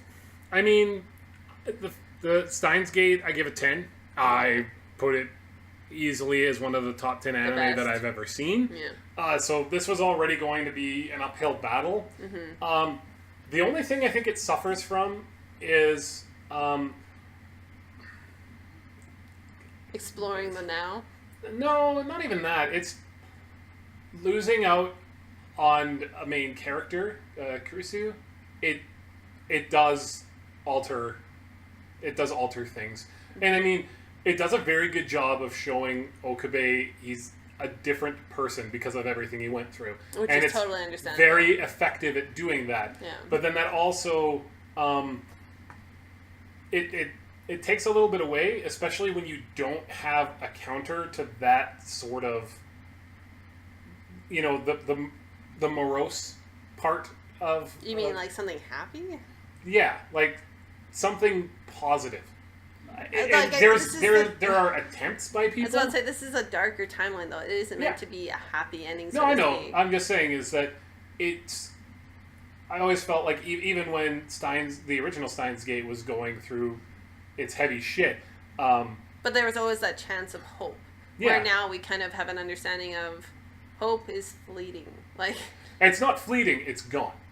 Almost gone. And the not even levity, but like the courage that he was given from having Kurisu there all the time, no longer being an active, member of the team. Other people stepped in. They try. Yeah. And nothing can replace the original. And that's part of the the story. I just think that not having Kurisu there, you miss a tiny little bit there. I can't say that, a loss of having no real romance involved. It makes total sense with what they're doing. It just, I miss it personally, and maybe that's what they're going for. They're going to try to make you feel bad as you watch it, but then it's kind of like, it's going to make you feel bad. But at the same token, my personal thing with it is that Okabe, I feel like they write him a little oddly this season. Like, I've watched ahead of you. Just because I wanted to make sure I had a good grasp of what was going on. I feel like his character, they try and write it so that he's very much set in his ways, then he's not, then he is, then he's not. Anyone who's watched the show, you know what I mean. I don't want to say more because it spoils things. But I find that it's always an obstacle of seeing that sometimes he can't get over things, then he can, then suddenly he can't, then he can. It's hard for me to explain without getting into detail, but I think that's the best way I can say it. Yeah, I agree with that. And again, it's not like that doesn't make sense. It makes especially after what you've watched, there's some more stuff that it doesn't necessarily make sense. Like, it's still, things still happen, but it shouldn't, I can't explain it without saying things, but let's just say that, obviously people in his life want him to do things he isn't willing to do because of emotional scars, and then things that he ends up doing, but then after doesn't want to do them again, then he does, and it's kind of a wishy-washy that way, which kind of threw me off. And obviously the Kuriyo aspect, it can't be helped in this season, so I can't ding it for that. I just find the added character that they put in instead, I've enjoyed her. Yeah. I feel like she's been a very good, not a replacement, addition. No, but she's been a good addition. A good addition to the team, and and I like her storyline as well. I mean, basically, we're talking about the difference between a 10 and a 9 or a 9.5. That's the thing, and that was always my worry with Steins Gate Zero, where it was like, this could be excellent and still disappoint people because it's not. I don't know if it could ever be excellent because it has so much to live against. But I felt like it would always still feel good. It's excellent. It's just not. It's not excellent. The same means echelon. Like a 9 out of 10. A 10 out of 10, you're entering, like hallowed ground. See, for me, the thing is, it's like, how can I explain it? There's so many things I wish they could have gotten accomplished in the second season. Like, I feel like something's missing. And obviously that's Kuriyo, but I feel like not that alone. There's something else missing in the season that makes it as good as the first. Yeah. And, I think I'm one episode, I can't remember where I am, maybe one episode away from the end. And I still feel like I don't have, and I don't know how it could give me the proper conclusion. I mean, maybe it doesn't, maybe it does. And that's the point of it with being, and again, that's... Like, I can imagine how it will end in my mind, and I'm pretty sure I'm pretty spot on. But how I would like it to end is a different story. But even though there's lots of loose ends where I'm like, but I still want to know about blank. Like, I feel like this hasn't been explored enough. Even though I know we get enough time, we have 23 episodes? 25, I think. Really? I'll double check. I think it's 23. It was 25. It's, like I said... 23. Okay. To me, it feels... like a 9 out of 10. Like, I've really enjoyed it. I feel like everything they've done has made sense. It's all logical. It is aiming to make you feel awful for everything they're going through. Obviously, yeah. And that's fine. It just... I expected to feel awful. Yeah. and that's effective. That's what they're going for. The thing I always feared, though, was Steins Gate was so great. Like, obviously, the first 3 episodes I've talked many times about some of the issues with it, but obviously the fact that it comes around and it's really good. But long story short, I never felt like there should be anything after the first one. Yeah, that was me personally. I can see the argument. Because it's like, it would be like somebody being like, which is a fair argument. It plays a lot in my mind. They're like, well, what would you do if there's another Baccano, like another season? And it's like, well, the manga has more, but I don't know if it could ever live up to the first season. I don't know if it ever could. Yeah. I mean, Steins Gate Zero, I don't think ratings-wise, it has lived up exactly to the first one. It's been pretty good. Like, the second season, I think, is at minimum in the 8s. I'll double-check here really quick. The second season right now is at 8.88. So it's pretty big still. And nothing's wrong with it. Like, I'm not saying it was bad by any means. I'm just saying it wasn't... You can't catch lightning in a bottle twice. It's hard. You know, we say, like, My Hero Academia season after season now, it's been really good. But it's a different type of good. Whereas, like, Steins Gate is very intellectually hard. Mm-hmm. I'm not saying you have to be smart to watch it. That's not what I'm saying at all. I'm just saying it has to be very careful on what it does because it has to make sense. Yeah. Whereas My Hero Academia just has to... I shouldn't say just because that's very simplification. It has to maintain the status quo. It has to be good animation, good story, good whatever. You know, it has to maintain that and if not, get better. Whereas Steins Gate it was so mentally challenging. It was such emotionally challenging. Mm-hmm. It was all these things where, you know, it's hard to maintain.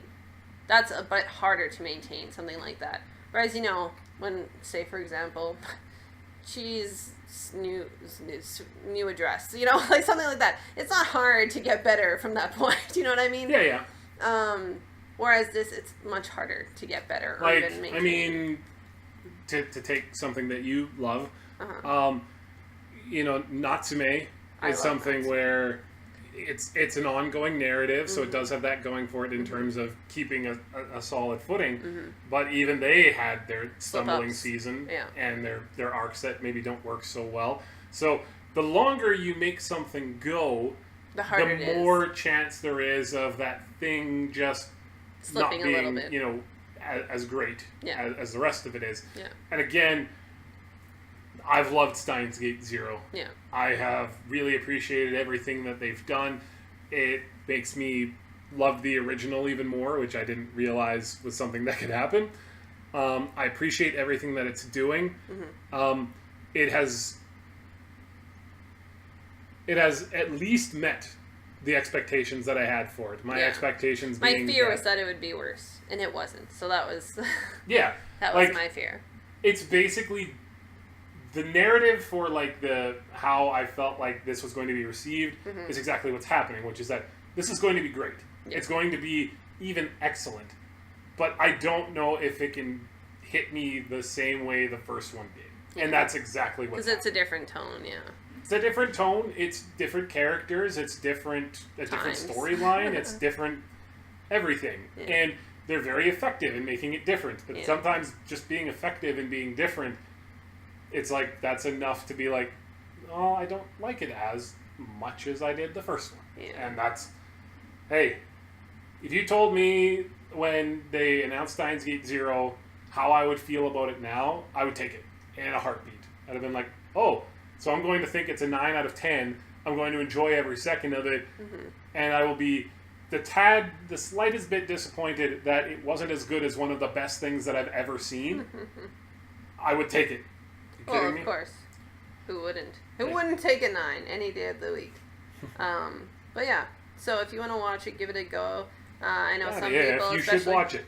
Well, even a friend of ours is like, I know he'll never watch it because the first season was sad enough. This seeing everyone... Yeah, he doesn't like sad things. People being in this much turmoil is not okay for him. But yeah, that's kind of our season wrap-up there. So kind of giving you some ideas about the picks that we will have in the upcoming season here. Some have already started, which is a little odd. Yeah, they've started doing things where they'll like preview the first 2 episodes at some convention, and then they're like, oh, we're actually doing this like a month later. Well, like, they're doing some, like, obviously that happens from time to time, but usually still remains within season, that some happen at cons. Some, like, I think don't quote me on this, Double Decker, or Double Check, what it was... I have to look it up now. I think is going to be a Crunchyroll exclusive, and that was started in September already, which was, you know, usually not happening yet. I mean, I get that with, like, you know, Netflix and Crunchyroll, when they get their own exclusives, they're just going to I just have to check the name now, because it's going to drive me crazy. I mean, Netflix just kind of unceremoniously dropped all of Hisone to Maso-tan just one day, where I was like, it's like I was looking at a different website, and then they were like, oh, here, it's available. I'm like, wait, what? So yeah, watched again, watched one episode. Double decker. Dubbed. Yeah, there you go. Watched one episode of that dubbed, and I was like, nope, stick with the sub. Nope. Thankfully, they also have the Japanese version with subtitles, so good on them. Good work. Yeah, so back to what I was saying, Double Decker, the first episode was distributed online through Bandai Channel and Crunchyroll starting September 3rd, which is unusual for the season because obviously it's around October, but there's a couple exceptions like that, which has been weird. Anywho. I mean, whatever you can do, I guess, to get yourself out there. Get yourself ahead of the game. It doesn't... That's what to say. Doesn't really much matter, but in some certain instances it could, but that's another thing. But anywho. It looks like this upcoming season, fall, it looks like both loaded in a few respects and then like nothing in some other respects. Yeah. It looks original content, maybe not great, but some people are going to get a lot more of what they've been looking forward to, so that's good. Okay, that seemed really vague. So anyway, some of the stuff that we'll be watching. I have Fooly Cooly just because we started watching the newest one, obviously, about a month or two ago. We might check it out just to see what all the buzz is about, but really, honestly, don't care that much. Really excited coming up, Golden Kamuy Season 2, super duper excited. Obviously, it had the bad reputation of having some bad CG, but it wasn't all bad, like... It was great. I mean, no, I don't mean all bad, like, in that sense, but I mean in the sense that CG is only used for, like, the bears and the odd wolf. Like, it's not all bad CG. It's really great. And I know I was just speaking to somebody on the channel the other day about things I'd recommend with Bakuno. I was just thinking now, Golden Kamuy might be another one of those that are in that vein, where it's like one goal and everybody's just heading to it, and it's like gonna attack everyone. Well, I remember when I explain it to people, I basically just tell them, I'm like, do you appreciate what Tarantino does in a lot of his movies? Yeah, no mercy. Well, it's like no mercy. You've got a bunch of characters who are kind of weird, cutthroat, very singularly focused, and like it all coalesces really well. I'm like, that's your kind of thing. That's great. And and the first Golden Kamuy had a lot of great comedic moments. It had a lot of oddly kind of like endearing moments, sweet moments where you're like, oh, that's nice, and then just badass, you know. They call him Immortal Sugimoto, and he definitely challenges that perception. It's fun. It's awesome. I like it. And then there's another one called the Karakuri Circus. Kind of the main gist of it is a father has a fortune, and people fight over it. The basic, very basic gist of it. Well, he leaves it to his son. Well, and other people are willing to kill his son in order to get their hands on it. That's what I meant. I said in a very roundabout way. It sounds like... Because... you know, to get you all behind the curtain, like it was about a few days. Really gross. No. It's a Wizard of Oz reference, sugar. I know. It just sounded really gross. But let's take a peek behind the curtain. Okay, so here's the synopsis. The protagonist, Masaru, has just inherited a big fortune after the death of his father. However, people are trying to get their hands on it by any means necessary, even if it means killing him. Narumi helps Masaru, sorry if I'm saying this badly, from being kidnapped after fighting strange figures. Blah, blah, blah, blah, blah. Don't want to give too much away. Long story short, it's going to be like a beat 'em up. And it's marked as a adventure mystery shonen, so. Yeah, and I remember just, like, again, the peek behind the curtain is that we went through... pretty much everything that was supposed to be coming out to the upcoming season a few days ago, and looked at trailers and just looked at what people were feeling. And I liked, in the trailer for this, I liked the stills from the manga, and then I went and read about the manga, and people said that the manga was actually really good. They enjoyed it. Not a lot of people on MAL having left a review for it, but those who know about it speak quite highly of it. I'm like, you know what? I'm always willing to give shonen a shot. And this one sounds really neat in the sense that, like, some of the people who come to attack him attack with puppets, and that was some of my favorite stuff from Naruto. Was battling with like puppets and what you could do. So I was like, cool. I can give that a shot. If it ends up not being very good, that's 22 minutes of my life gone, and I'll curse it forever. No, I mean, I wasted hours on March and Mansion, so. I see. So anyways, yeah. So that's Karakuri Circus. And then obviously at some point, whenever it's made available, I'd like to watch the My Hero Academia movie. Very good. Obviously. And the next one, obviously, we mentioned as well, is Natsume's movie. I can't wait for it. Natsume's Book of Friends. I've watched every single season. As you know, I love it very much. If you could only watch one of those movies, which one would you My pick? Hero Academia. Really? Yeah. Over Natsume? Natsume's had many seasons, and I read a lot of the manga, so I know what the limit is. Whereas, you know, I feel like the movie will be very much the same, but done on another level of, you know, animation, voice acting, people coming in from other animation studios. Not studios, sorry. From other anime as well, lending their voices. So I think it'll just be kind of up a level, but on the same level. My Hero Academia, I have an inkling as to which way it'll go, but I find it more interesting because we haven't gotten it in the manga. So that's like, I want to know really badly, and I'm super excited. I've been told, you know, what's basically going to happen in the movie, but I'm still really excited. So yes, if I had to pick one, it'd be My Hero Academia, period. Another one I'm looking forward to, Jeff is kind of not so much, is Radiant, which is going to be from the same makers of Boruto. The manga did really well as far as I've heard. It was really awesome. Yeah, I'm pretty excited for it. You know, it seems kind of stereotypical of like, hey, we have our team, not team, but like, you know, it's kind of like Shonen anime. Well, like, I mean, in the sense of Dragon Quest, where it's like, okay, we have our lineup, we have our adventure, let's go, you know. So nothing that's seemingly groundbreaking, but interesting.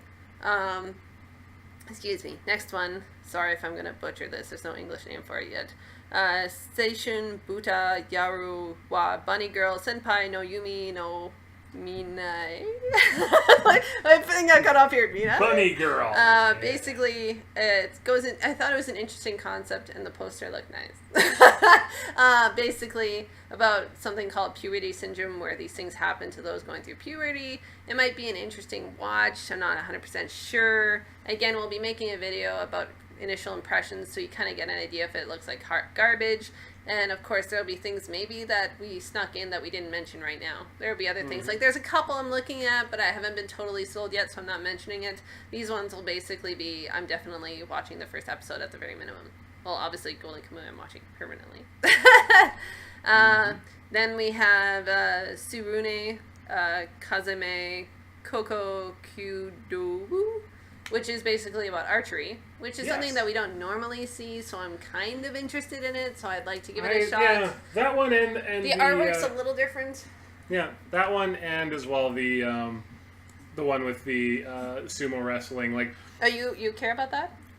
I'm gonna give both of them a shot. Okay. I couldn't care about the sumo one. I want to try sports anime. I've never been the biggest fan of it until Yuri on Ice came out.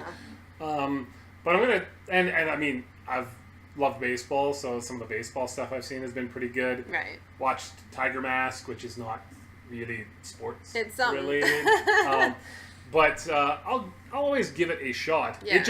It has I'll give it a shot. I just have to do something special in its first couple of episodes. Otherwise, I'm just gonna be like, eh. Well, yeah. The archery one intrigued me because I like the look of it. Yeah, we don't know many that are doing archery. That's the thing too, is like we've had like a bunch on volleyball, and we've had a bunch on basketball, and now we've had like badminton, all these sorts of things. Whereas I like it when I think I like it more when it's more singularly focused, which is Yuri on Ice.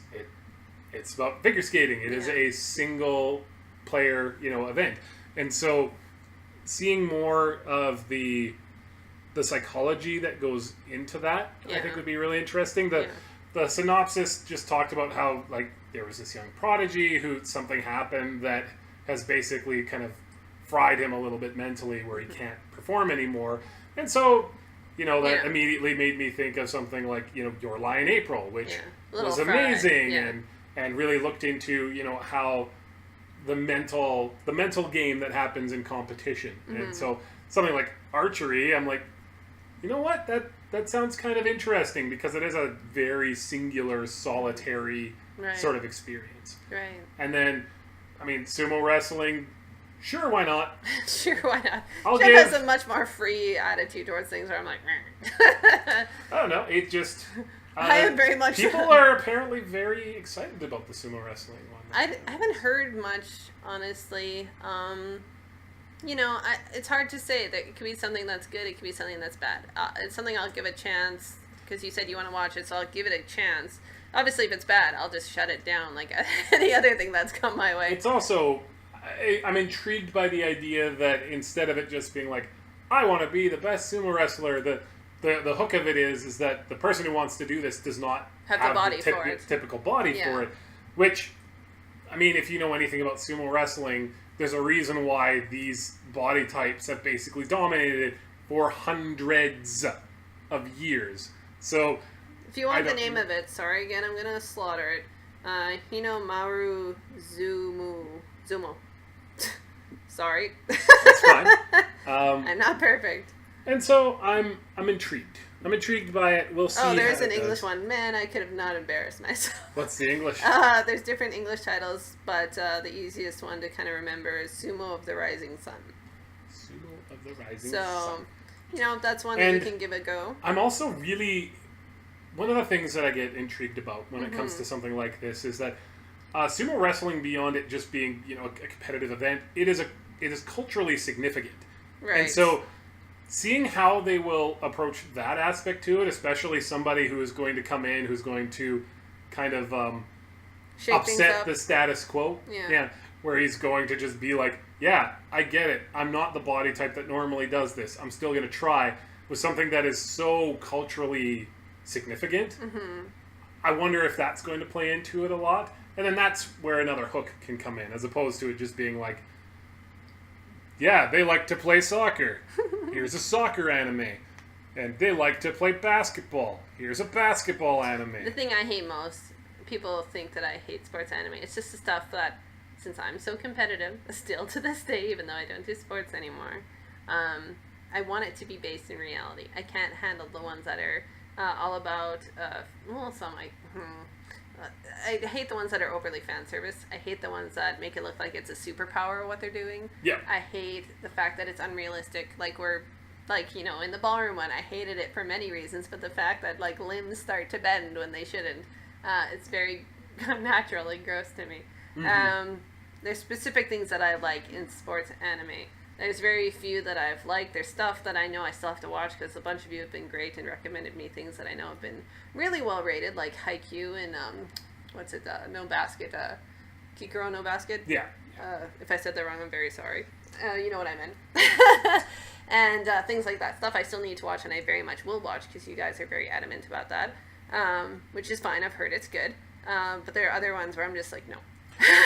As you saw last season with the badminton one, I was like, no. That was a hard shutdown. Mm-hmm. And I mean, the volleyball one, beach volleyball one. You know what? I take it for what it is. I heard different things. So you know what? It is what it is. It's funny, and I mean, it's fan service, but the very fact that the sport itself would not let the girls not wear a bikini kind of shows you what the sport is really about. So you can't really get mad at it being kind of fan servicey when that's. But that's the thing. If there's ones that aren't taking itself seriously and it's very jokey, it's not as bad for me. But it's ones that take itself seriously, like the badminton one we just had, which really pissed me off. Yeah.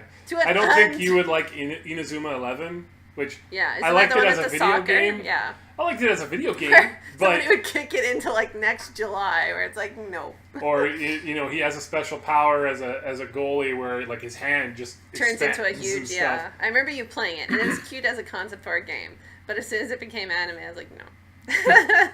I can't find this enjoyable anymore. That's fair. Well, that's just me. Everybody's different. Don't worry about it. Last but not least is one that, if you watch the trailer, I think you might get a kick out of it. It looks dark. It looks funny. I'm not a person that's usually into zombies, but it's called Zombieland Saga, and it looks super funny, and it looks like it's not going to take itself too seriously. I have to think that if you're naming yourself Zombieland, that's a property that already exists. it's going to have to evoke a similar sort of feeling.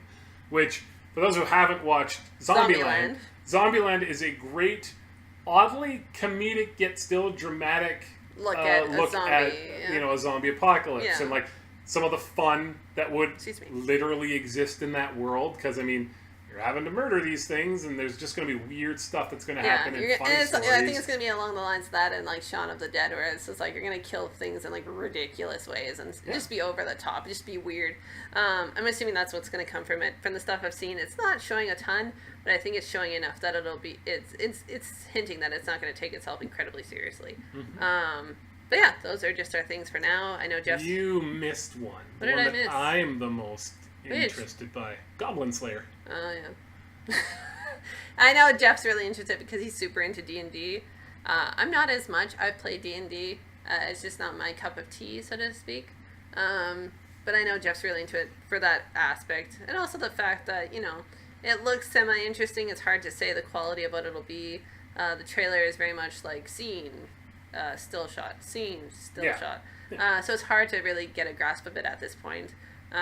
So I'm always interested. He's always optimistic. I am pessimistic. I'm always interested in a fantasy world that, first of all, it's not based on it's not an isekai. It's not about this is a video game and this is just the world that they live in, and taking itself a little bit more seriously in that, and not being afraid to kind of showcase the brutality that also exists in that kind of a world. It isn't just this is all nice and sweet, and we have all these, we've got elves and we've got dwarves, and the dwarves love gold, tee-hee-hee, and all this sort of stuff. It's no, there are horrifying monsters that try to kill you on a daily basis, and there are dragons flying around looking to scoop you up and eat you, and all that sort of stuff. And so things you've never thought about. I mean, you've thought about it before. If you played a D&D campaign. I'm teasing. But I'm intrigued, and I remember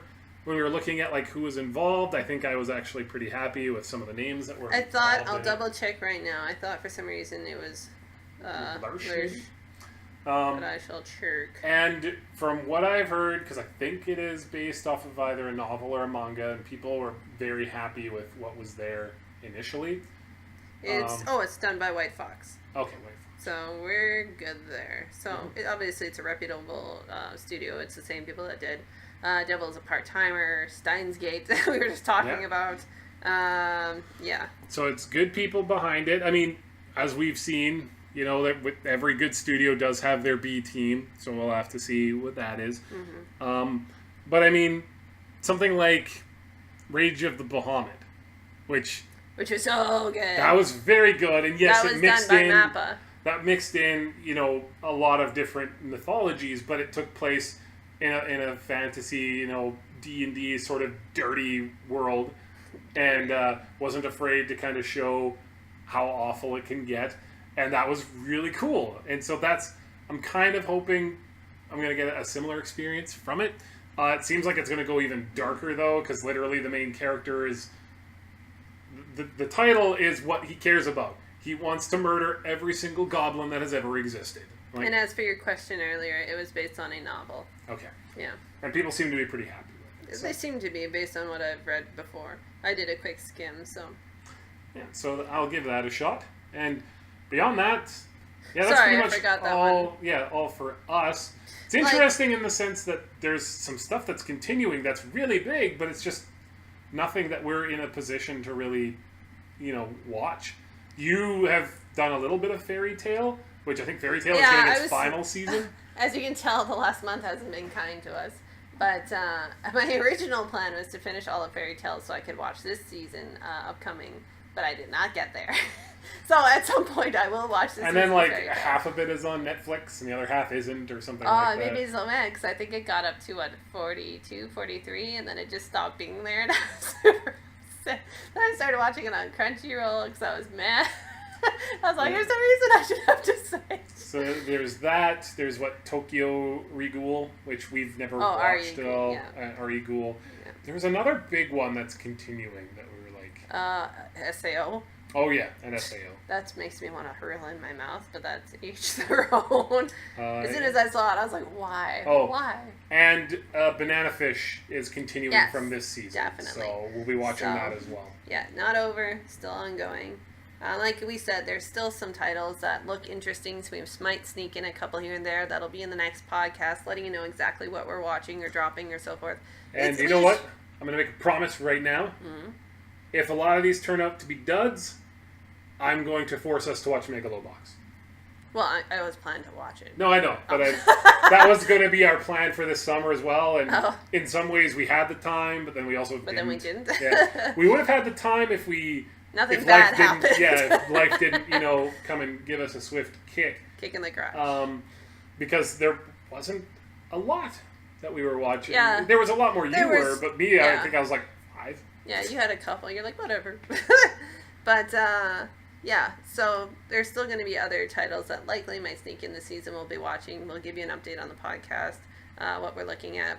There's very rarely we heavy drop, but sometimes that happens. Like the badminton one. Yep. I got like 1 or 2 episodes and I was like, nope, that's not happening. You with Happy Sugar Life. Yeah, you were like, no. And I was like, Murder porn. Exactly. So, don't be discouraged if there's titles that you're looking forward to we might be watching. If we said straight out no, we likely will not, like SAO. And again, I know Jeff's brought it up, I think twice, but just in case you didn't hear and you were skipping back and forth, Hisane to Maso-tan is on Netflix now. It's on with the dub. The dub isn't very good in my opinion, and we watched some of it last night. But it is there in the sub as well, as far as I'm aware. Yeah. So if you just want a place where you can easily access it, go on Netflix, give it a watch. Because it is... Yeah, support... Because it is good. It's just very misleading in the beginning because it's hard to get a gauge on what it is because it's so different. Yeah. We support Crunchyroll. They are fantastic for anime, but support Netflix and their anime too because they have some good stuff. They have... Be the beginning. I want the second season. The beginning was excellent. Hisane to Maso-tan was great. I know you're not the biggest fan, but Children of the Whales is on Netflix. Violet Evergarden. Evergarden was Netflix. on there, yeah. So... If you don't support these things, Netflix, I mean... Well, Netflix said that they've been pushing for a while. They're going to keep pushing. But, I mean, it's one of those things where it's like... If you don't support it, Netflix is going to be like, well, like, we tried. Yeah. And so some of these things, I don't know how the business works. But if Crunchyroll doesn't have it, and Netflix doesn't have it, there's no way for us to get more of what we want. So some of you were asking me where I watch stuff. So depending on what you like, you can obviously go to Funimation, you can go to Crunchyroll, you can go to Netflix. Depending on where you are, it's not a thing here in Canada as far as I'm aware yet. VRV, a lot of you in the US like to use it. So it really is just pick your poison, so to speak, on what you like. If you care about anime, you pretty much have to do Crunchyroll. Yeah, you do a little bit of everything. The nice thing about Netflix is the sense that it has a little smattering of different things. It doesn't have all of it necessarily, but Crunchyroll has also run into that problem. Crunchyroll is more into these subs as well. Yes. There are, I think, the rare instances of dub, but it's more rare to see the dub than the opposite. Because I think, and because again, of their license. I don't know the business side of it too much, but I think it costs less to just get obviously you're not having to pay to dub it, but I think it costs less just to buy the license to air the sub. And they're like, okay, cool. That's another podcast. It's like it's another thing. But anyways, just watch what you're comfortable with. Each one has something different. Funimation has really great quality of their own kind of library. That's great. VRV has a little bit of everything from anime to just, animation. So pick your poison. Hopefully you enjoyed tonight. It's been a bit longer. Sorry it took so long to kind of get back to you. I have been chatting with some of you, so you know I'm still alive. But thank you for joining us. Thank you for joining me, Jeff. Of course, always. And have a great night.